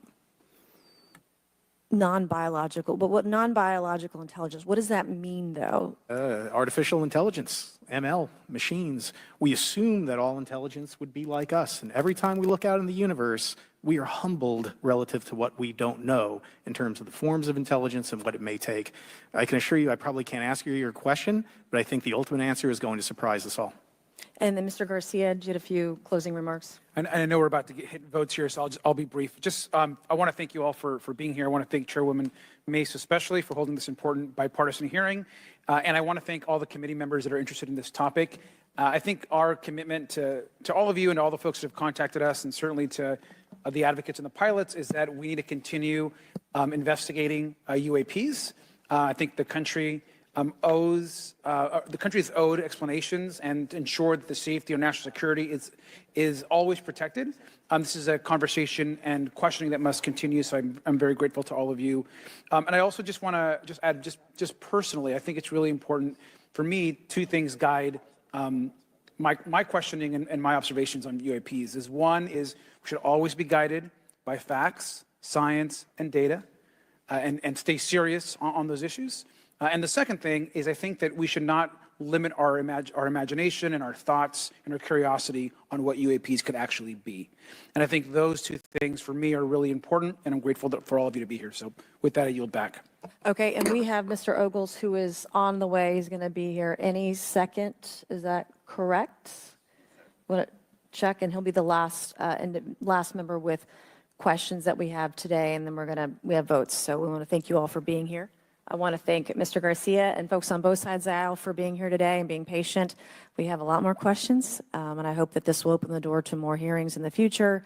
I obviously would like to know how much taxpayers are spending on this. You have the right to know, but also if we're spending money on something that doesn't exist, why are we spending the money? And if it does exist, why are we hiding it from the public? And of course, our national security is a huge issue, because if there's technology that could harm us or our allies that are in the hands of our adversaries, we obviously want to stay ahead of that to the best of our ability to ensure that that technology is not in the hands of someone who could use it against us or our allies anywhere in the world. So, Mr. Ogles, you're just in time, babe. I will recognize you for 5 minutes of questioning before we head on out today.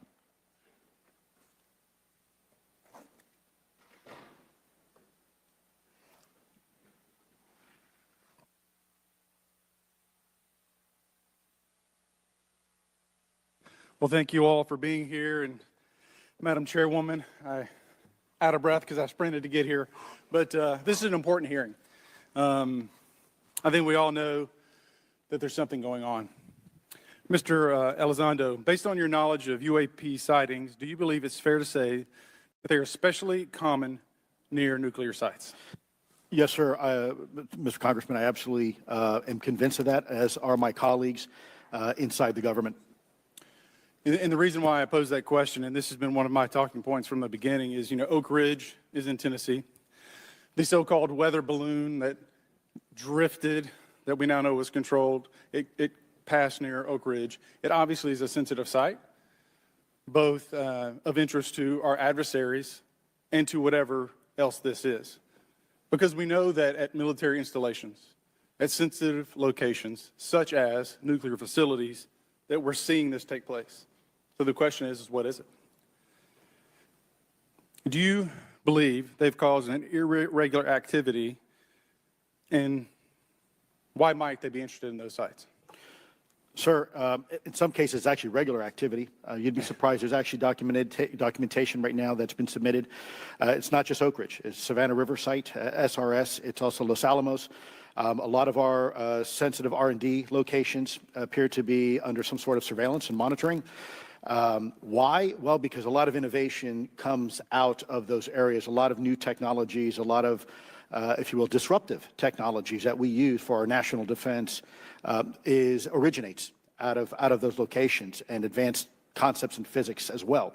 So if I was doing any type of reconnaissance, even on a foreign adversary, that's a great target to start with. Sure, and again, this has been one of my talking points. I do have questions. What role might the Department of Energy or its subsidiaries or affiliates have in this type of technology, or possessing this type of technology, whether it's ours or others? Mr. Gallaudet, I think your testimony has been pretty clear, but would you please reiterate that do you believe UAPs pose a threat to pilots? Excuse me. Yes, sir. Absolutely. They were threatening Navy pilots during the exercise that my people were involved with in 2015, and it's my understanding they're risking pilot safety, commercial and military, today.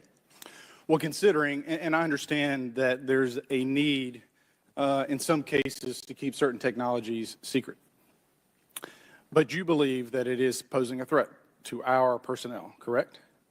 Yes, sir. So I think it's reasonable to conclude that if there's a threat to our personnel who are serving our country faithfully, that there be oversight. 100%, Congressman. And in fact, that's the one thing that we've not talked about enough during this hearing, is the fact that the government executive branch not sharing with Congress what it knows about UAP infringes on your legislative and oversight responsibilities to such an extent that's very concerning. I mean, what else are we, if you look at national security or intelligence or foreign affairs or appropriations, you all have oversight and legislative responsibility regarding those. This UAP issue may be the greatest issue of our time, and it's being hid from you. Well, I mean, and to your point, I think we've seen over the decades that we have certain adversaries like China, like Russia, that technologically speaking are not as advanced as us, that they lack some of the lethality that we have, and that we've seen that they've gone after our technologies and in some cases succeeded, in particular with missile technology. And so again, my concern, whether this technology emanates from us or otherworldly, that we know that we possess it. And where's the accountability? Where are the stopgaps? What are the guarantees that if this were to fall in enemy hands, that it isn't immediately weaponized against us? And I'll say this, it is clear from my experience and what I've seen that there is something out there. The question is it ours? Is it someone else's? Or is it otherworldly? And Madam Chairman, I would posit that as the legislative body, as the regulatory body, we must know. And anyone who prevents us from gaining access to that information, I would consider that criminality. Because we have U.S. personnel who may very well be in harm's way. We have technology that ultimately may threaten our very existence. With that, accomplished in the military, in civilian government, in science, and in journalism.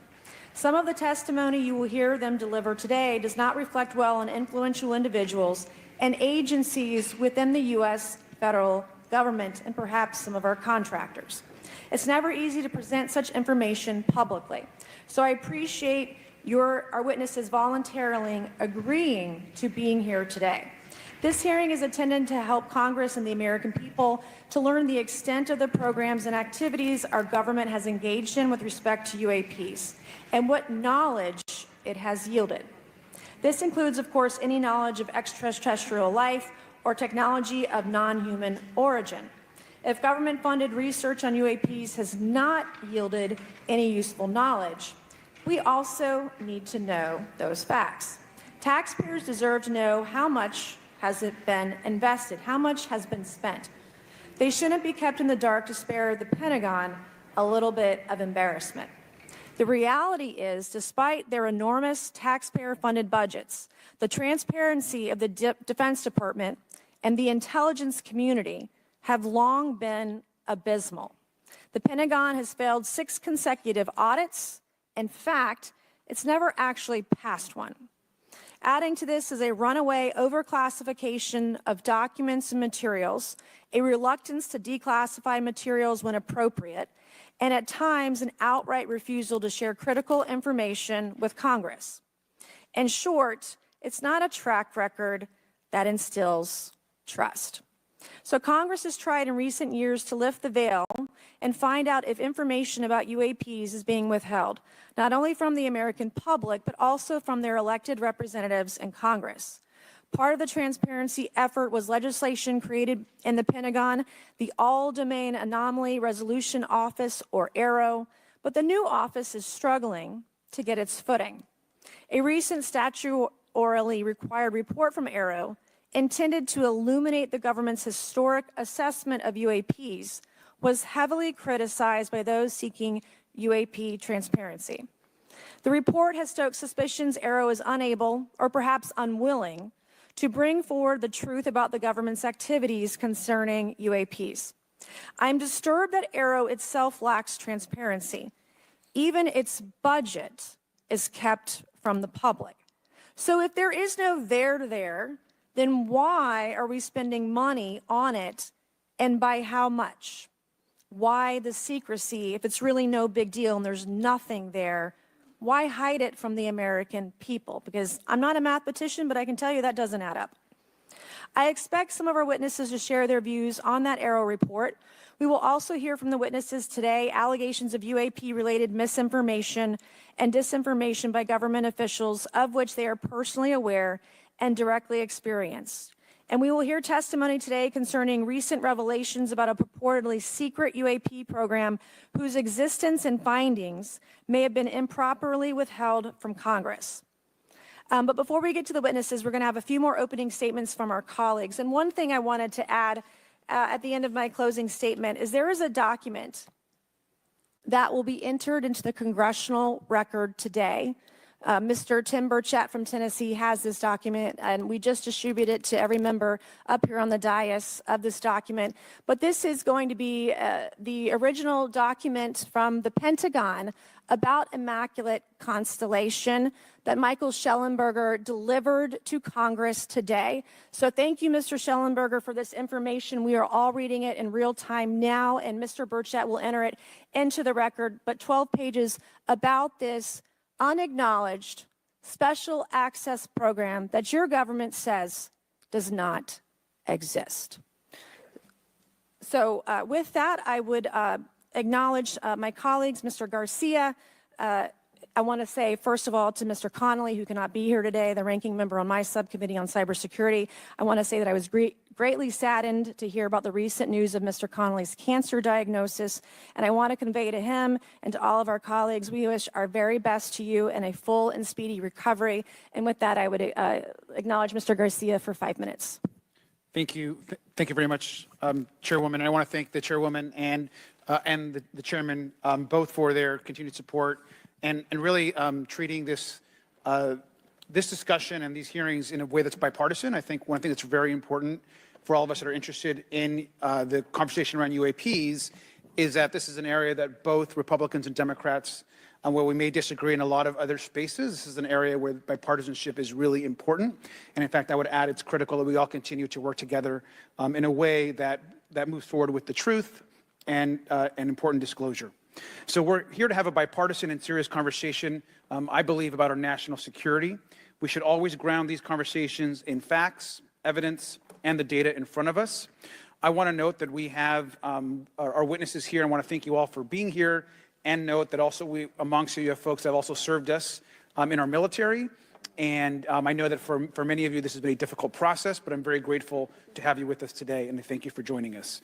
I also want to note that today's hearing builds on a quite, I think, also historic public hearing that we had many months ago that Mr. Grothman and others helped lead in this very same hearing room, where I believe we began a really important public conversation about UAPs. And so I want to thank him for that, and I especially want to thank Chairwoman Mace for her continued advocacy on this topic. I also want to start with some facts. We know that there are objects or phenomena observed in our airspace, as our witnesses will testify, and also possibly in our oceans. In many cases, we don't know what they are, and this is, of course, why we're discussing UAPs. Now, the All-Domain Anomaly Resolution Office, AARO, has reported hundreds of UAPs that remain, quote, uncharacterized and unattributed, and which, quote, appear to have demonstrated unusual flight characteristics or performance capabilities and require further analysis. This is our own AARO office. Now, we shouldn't prejudge what they might be. I'm certainly not going to. We need evidence. But what we are detecting things, and we know that we don't understand them, and this is worth investigating. Now, the American people have legitimate questions, and I believe it's critical that Congress should help address them. This is about the truth and science and facts. Now, transparency and faith in our institutions is vital in a good democracy. Now, I'm proud to say that this hearing will build on that important bipartisan work, and I want to thank everyone for being involved, including members of our committee. Now, in our last hearing in July, we heard testimony that a significant number of pilots of major airlines have witnessed UAPs as well, but have no real confidential way of reporting them to the government. We heard that commercial pilots who encounter UAPs may be hesitant to speak openly due to stigma or fear of retaliation. We also know that AARO has reported that, and I want to quote, that most reports still reflect a bias towards restricted military airspace, a result of reporting from military personnel and sensors present in such areas. And so the lack of ability for civilian pilots raises real safety concerns and limits our ability to understand UAPs. This is a particular piece of this conversation that I am very interested in. Now, our last hearing inspired us to introduce the Safe Airspace for Americans Act, joined by Chairman Grothman, Chairwoman Mace, and a bipartisan group of co-sponsors. I see some of our leaders from Safe Airspace for Americans Act here, and that would create a safe reporting for UAP process, which we want to continue to do. Now, members of both parties and senior officials in multiple administrations have now taken an interest in this issue. Mainstream media, in many cases, are beginning to take more of an interest in this issue, and we should all be proud to carry that work and build confidence for the American people. I believe we can always be more transparent. To me, this hearing and others are simply about the truth and getting to the facts of what these UAPs actually are. It's very important that we show that Democrats and Republicans in Congress can work together to cut through misinformation and look for a serious and thoughtful way to have the discussion in public. Many of us have also called for additional public hearings to discuss UAPs. This should be a topic that continues on throughout the Congress so that we can gather more information, data, and work with the relevant agencies to gather more information. Finally, I just want to add that those that are here on this dais, many of us have participated also in classified briefings as well, and where we have also gained a lot of important, I think, and interesting information, at least I personally have. And so with that information, we want to continue today's hearing, and I thank all of our witnesses for being here. And with that, I'd like to yield back. Thank you, Mr. Garcia, and I'd now like to recognize Mr. Grothman for a 5-minute introduction. Thank you. Good morning. I'd like to thank our witnesses for being here one more time. This is a topic I've been interested in since 8th grade. I'd like to thank Ms. Mace for working with me on this topic and for making this a joint subcommittee hearing. Last year, the Subcommittee on National Security, the Border and Foreign Affairs held an historic hearing to understand the potential national security risk of unidentified anomalous phenomena, or UAPs. We heard from former Navy Commander David Fravor, who shared firsthand experience with a UAP he engaged while on duty in the Pacific. We learned from David Gresh, a former member of the intelligence community, who revealed the supposed existence of secret government programs hidden from congressional oversight. Additionally, former military pilot Ryan Graves informed us of the limited ways in which the military and commercial pilots can report UAP sightings. Since that last hearings, I've led several briefings with government agencies to deepen my understanding with these issues. First, the Department of Defense Inspector General's Office informed us that the Department of Defense does not have a streamlined process for service members to report UAP activity. Since then, the Joint Chiefs have implemented standards for UAP reporting across the services. The Intelligence Community Inspector General informed us that whistleblowers often fear retaliation for reporting mismanagement of highly sensitive government projects or information. Finally, AARO has expressed to the committee that, like any other federal government agency, it's faced challenges in its establishment, specifically in hiring staff to manage UAP historical records and coordinating with other federal agencies.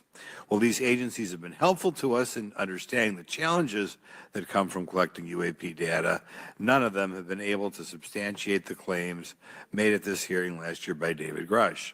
Despite our committee members endlessly questioning these agencies inside and outside of a SCIF. I hope our witnesses today will be able to provide evidence and content that is worthwhile to our pursuits of eliminating government waste and increasing transparency. To help alleviate some of the roadblocks, I'm supportive of measures that were included in last year's National Defense Authorization Act to increase transparency and improve record-keeping measures when it comes to UAPs. But I believe there's still more work to go.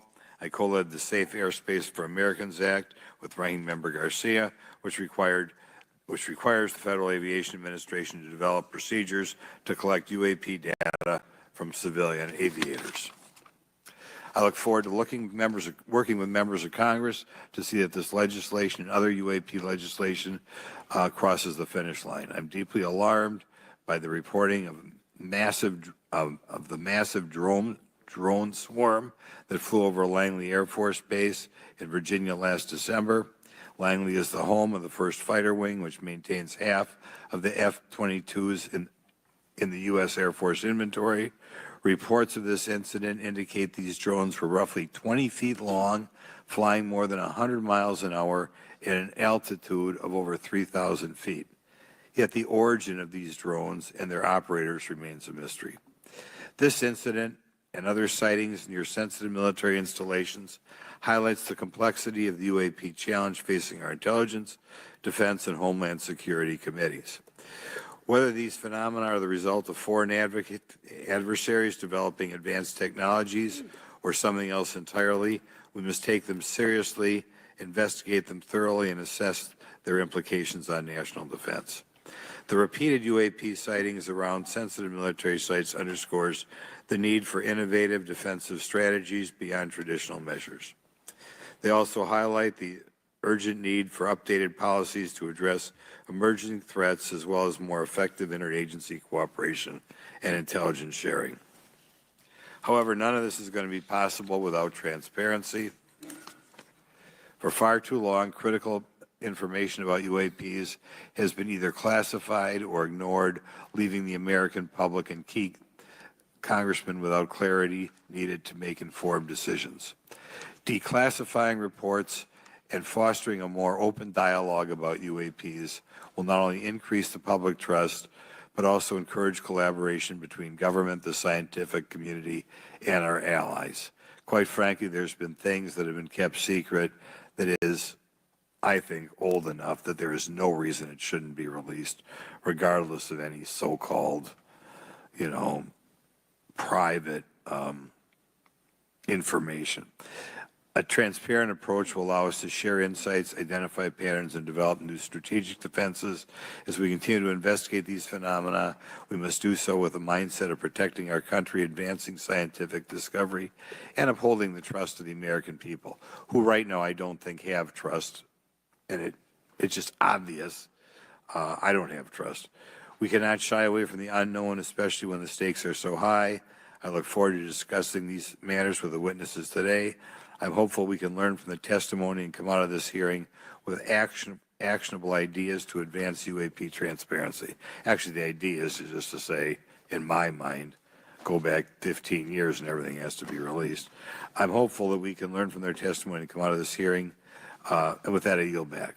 Thank you. I will now recognize Mr. Moskowitz for a 5-minute introduction. Thank you, Chairwoman. Good morning, everyone. I first want to thank the chairs and ranking members for holding the hearing today on this topic and, again, having a second hearing.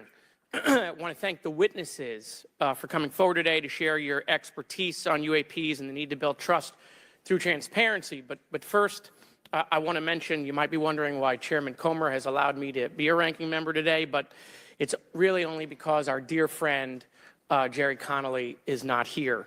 As Chairwoman Mace mentioned, he was diagnosed with esophageal cancer, and all of us on this committee know Jerry, and he's a fighter, and we're praying for him and hoping for his speedy recovery. So today's hearing marks this committee's second meeting dedicated to UAP transparency.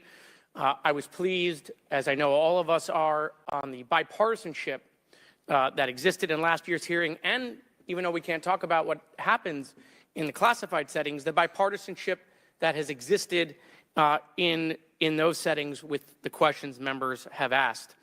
Last year's hearing was a great example of open dialogue about UAPs, and we must remain committed to sharing information with the American people.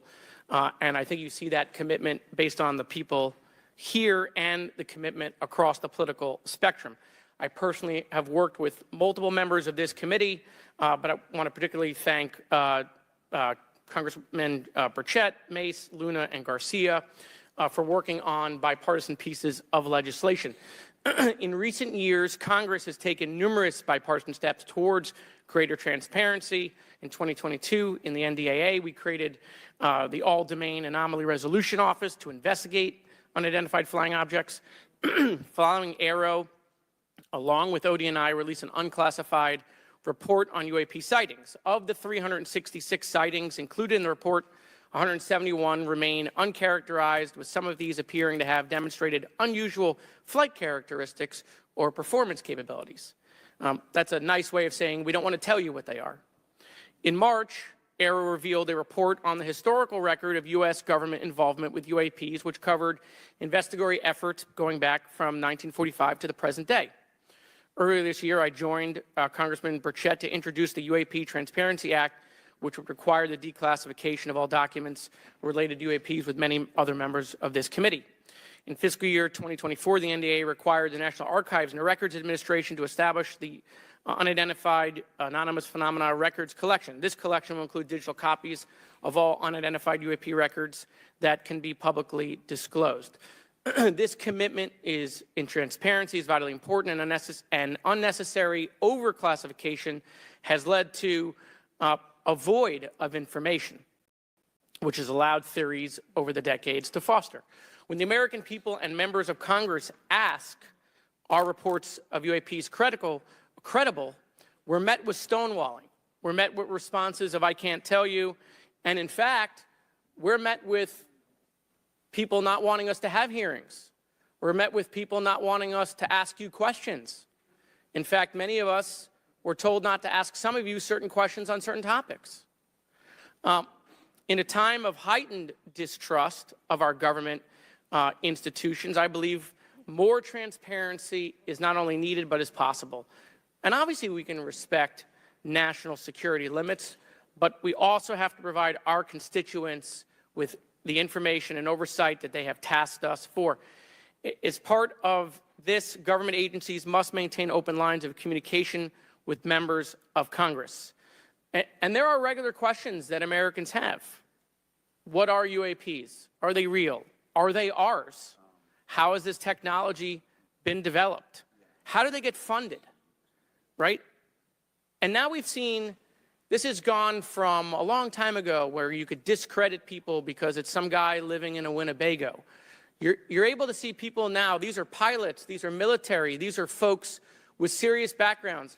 This has changed the face of this because now we have video. People will have questions. We know there are advanced technology programs.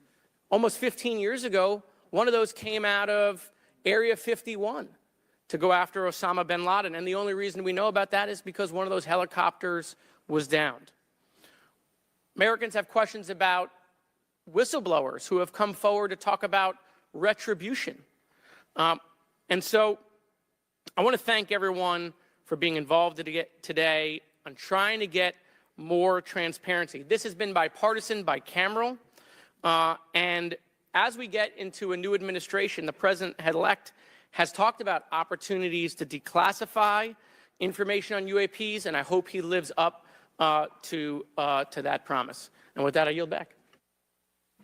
Okay, thank you, Mr. Moskowitz. And I would now, committee staff asked me to go ahead and I will do it, to enter into the congressional record this 12-page document that Michael Schellenberger brought today that describes the Immaculate Constellation government program.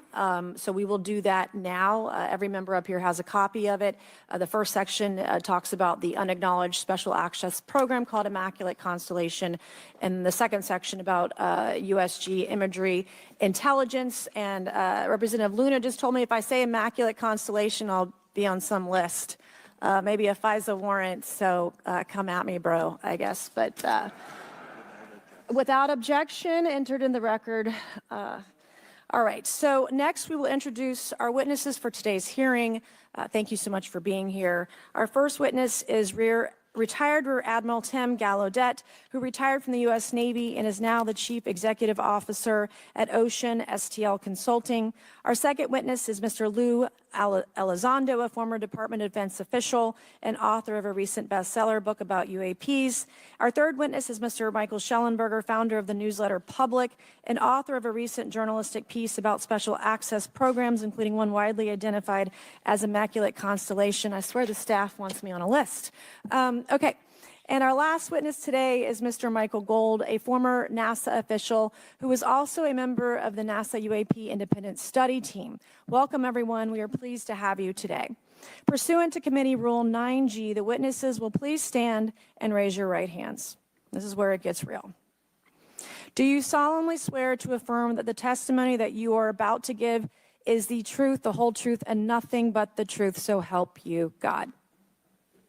Let the record show that the witnesses all answered in the affirmative. We appreciate all of you being here today and look forward to your testimony. Let me remind the witnesses that we have read your written statements and they will appear in full in the hearing record. You guys may be seated. Please limit your oral statements to 5 minutes. As a reminder, please press the button in front of you so the microphone is turned on so that everyone in the room, members included, can hear you.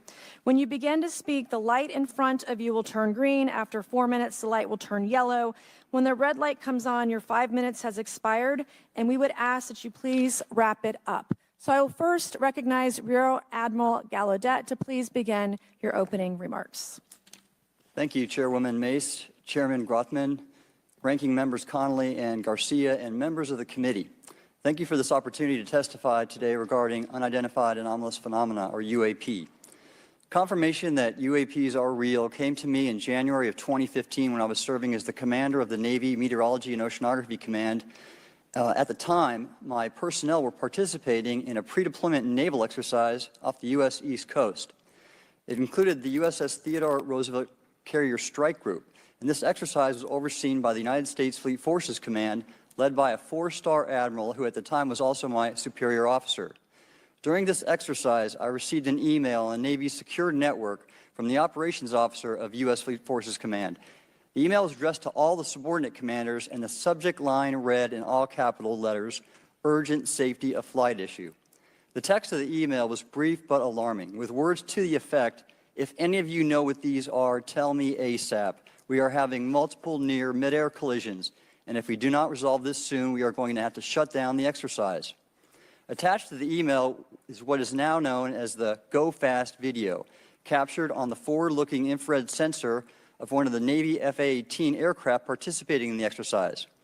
The now declassified video showed an unidentified object exhibiting flight and structural characteristics unlike anything in our arsenal. The implication of the email was clear. The author was asking whether any of the recipients were aware of classified technology demonstrations that could explain these objects.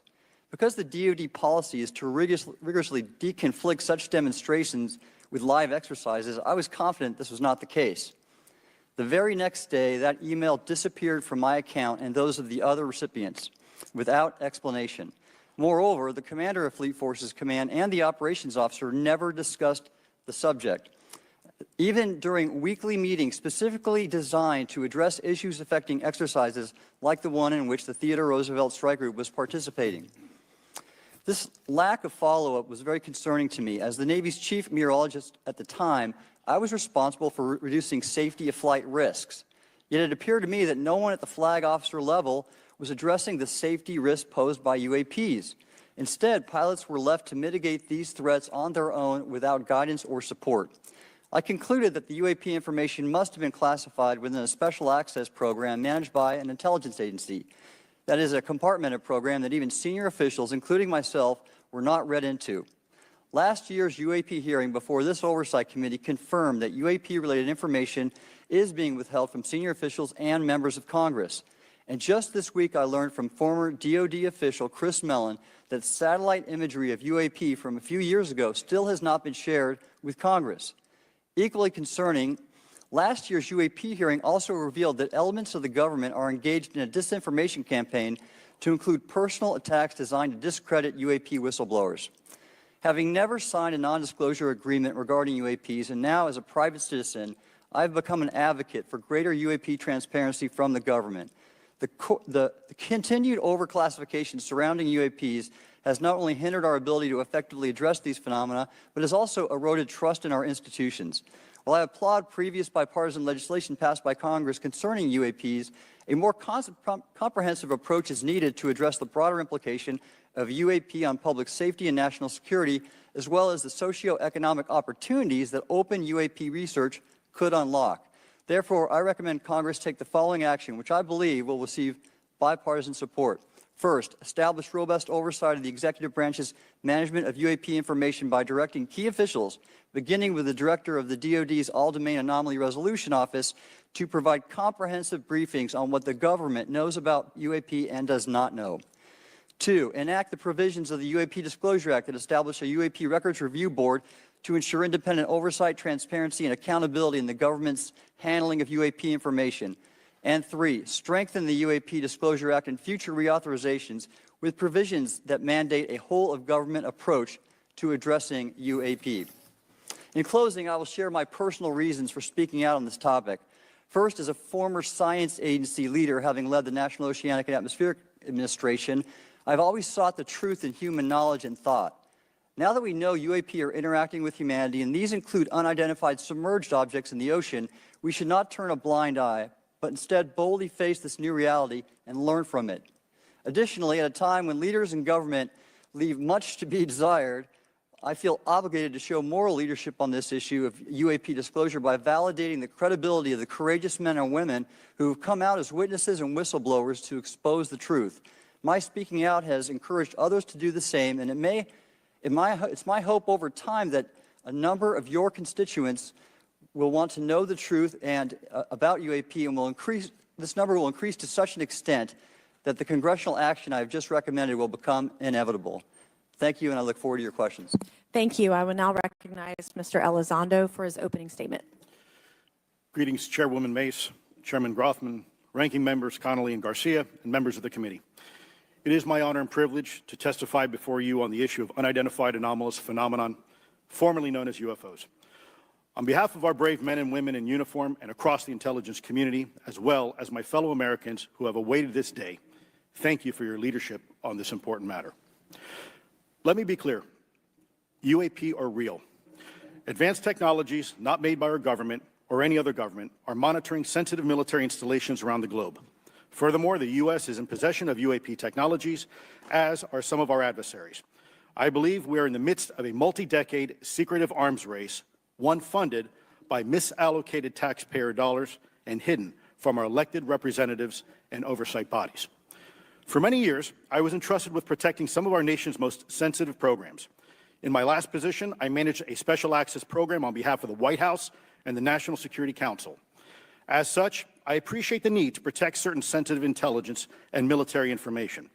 I consider my oath to protect secrets as sacred, and I will always put the safety of the American people first. With that said, I also understand the consequences of excessive secrecy and stovepiping. Nowhere was this more apparent than in the aftermath of 9/11, which many of us remember all too well.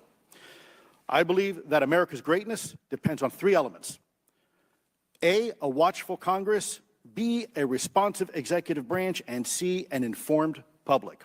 Over the last decade and a half, I learned that certain UAP programs were and are operating without any of these elements.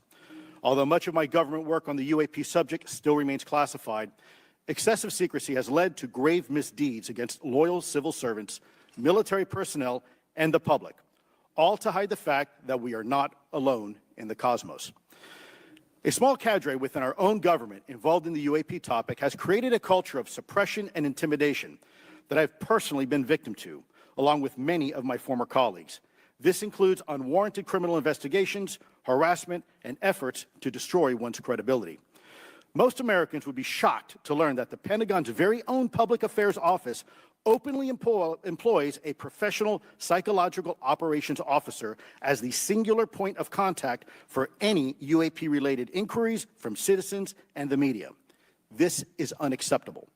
Many of my former colleagues and I have provided classified testimony to both the Department of Defense and the Intelligence Community Inspector General, and many of us have subsequently been targeted by this cabal with threats to our careers, our security clearances, and even our lives. This is not hyperbole, but a genuine fact, and this is wrong. To fix these problems, I propose three principal actions. First, Congress and the President should create a single point of contact responsible for a whole-of-government approach to the UAP issue. Currently, the White House, CIA, NASA, the Pentagon, Department of Energy, and others play a role, but no one seems to be in charge, leading to unchecked power and corruption. Second, we need a national UAP strategy that will promote transparency and help restore the American public's trust at a time when the public's trust is at an all-time low. This strategy should include a whole-of-government approach, including the academic and scientific communities, the private sector, and our international partners and allies. Third, Congress should create a protected environment so whistleblowers desperate to do the right thing can come forward without fear. As it currently stands, these whistleblowers suffer because of stigma, a code of silence, and concerns about retaliation. These whistleblowers should be encouraged to come forward in ways that protect them against any forms of retaliation.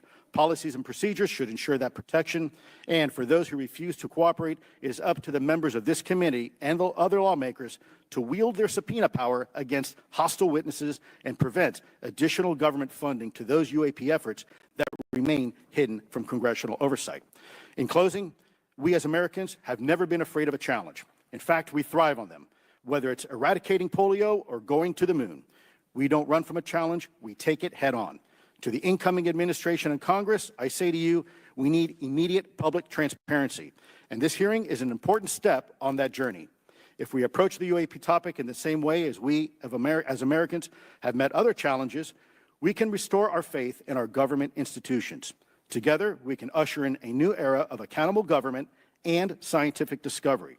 I believe that we as Americans can handle the truth, and I also believe the world deserves the truth. Thank you, esteemed members of Congress, for your time today. It is profoundly appreciated by many.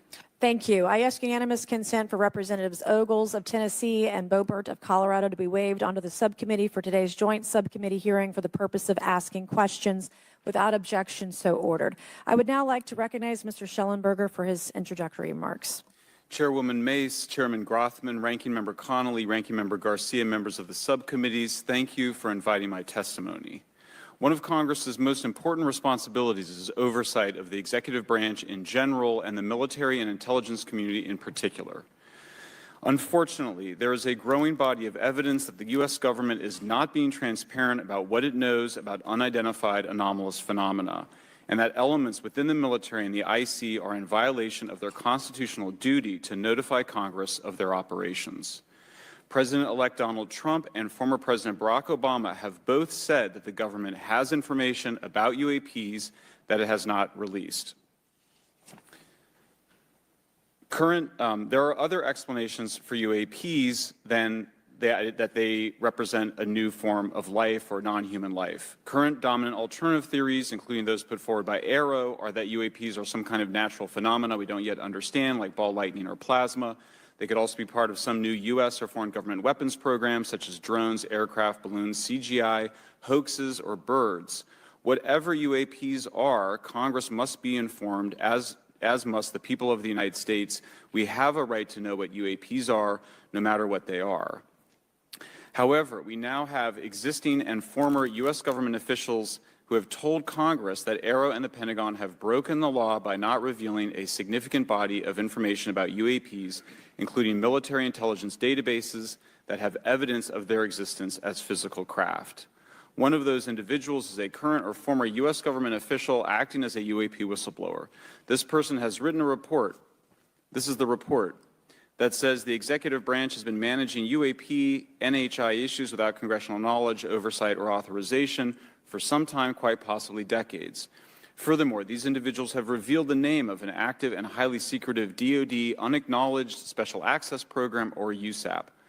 The source of that document told me, that the USAP is a strategic intelligence program that is part of the U.S. military family of longstanding, highly sensitive programs dealing with various aspects of the UAP problem. The new UAP whistleblower claims that the U.S. military and IC database includes videos and images taken using infrared, forward-looking infrared, full-motion video, and still photography.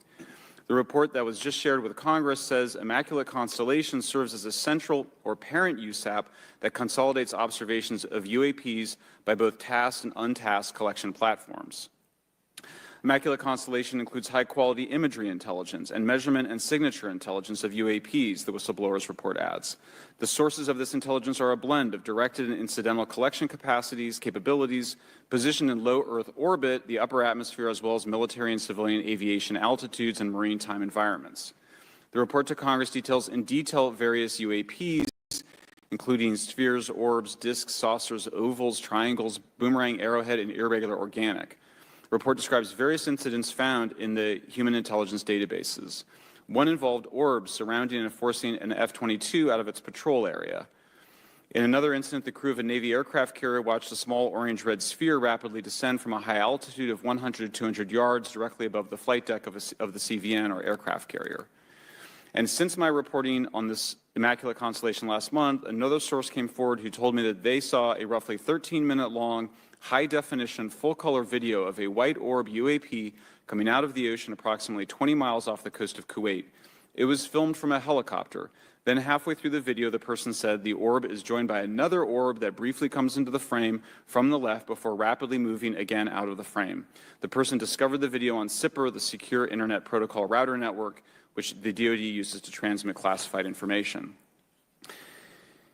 A leading UAP researcher who utilizes the Freedom of Information Act to find out what the government knows, John Greenwald, told me last year that the U.S. government had been increasingly denying his request for UAP information. He has been doing FOIA requests for 27 years and has an archive of 3 million pages. The government has for decades denied any interest in UFOs, he told me, but the documents that he has assembled show that behind the scenes it was a completely different story.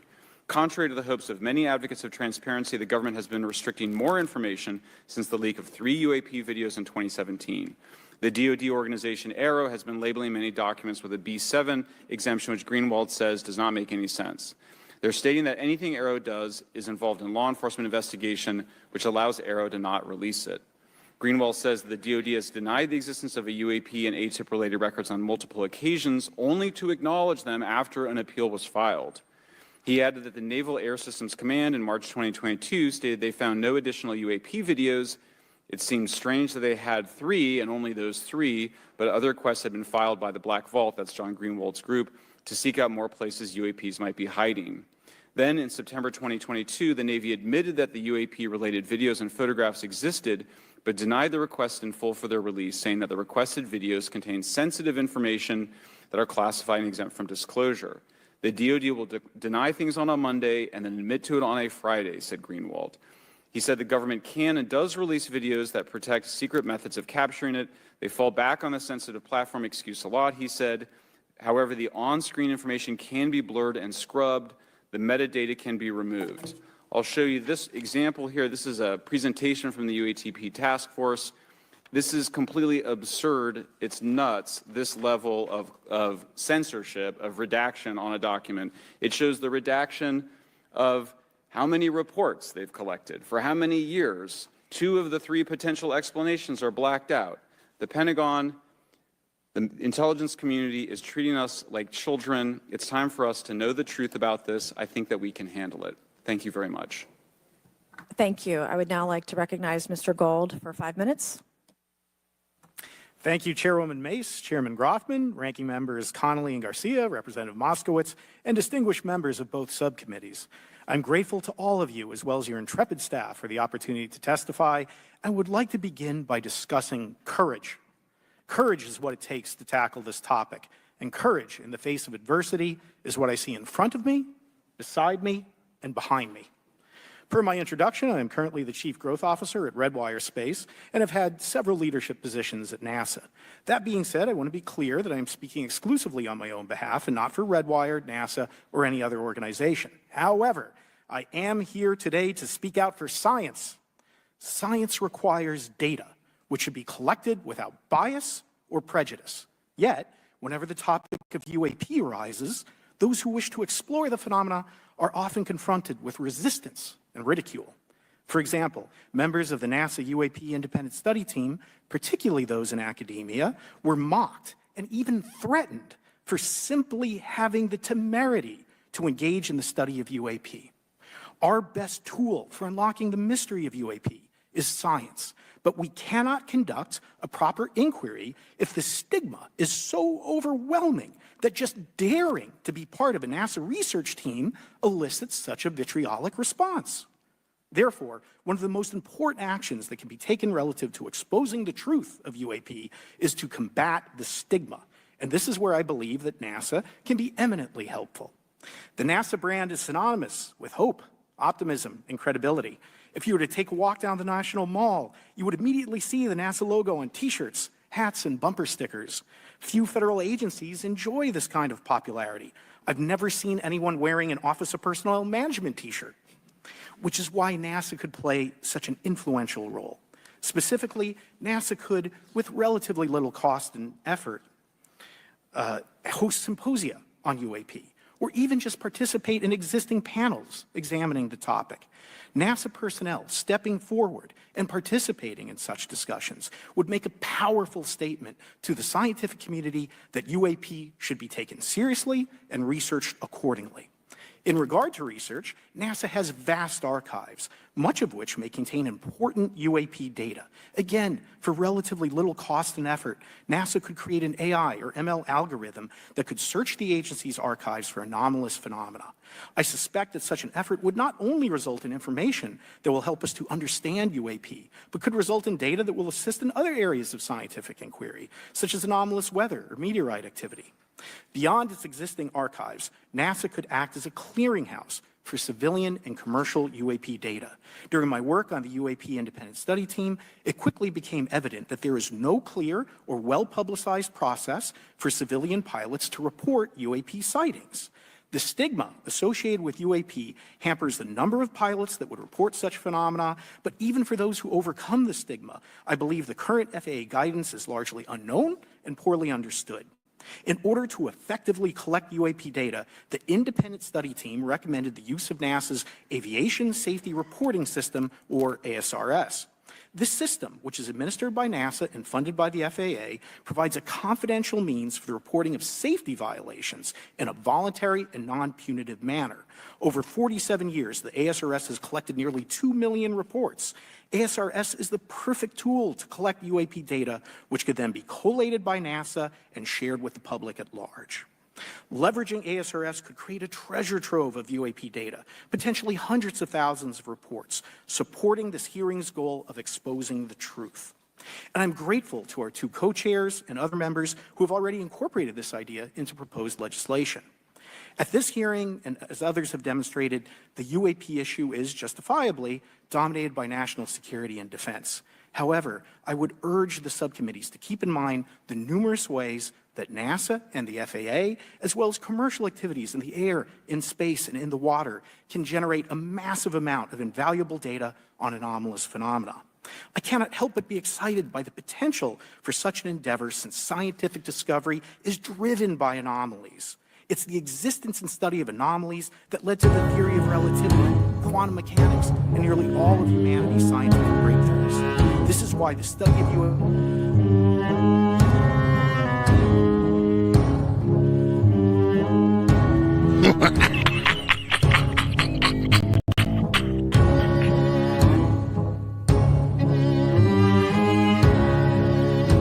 They're never gonna catch me!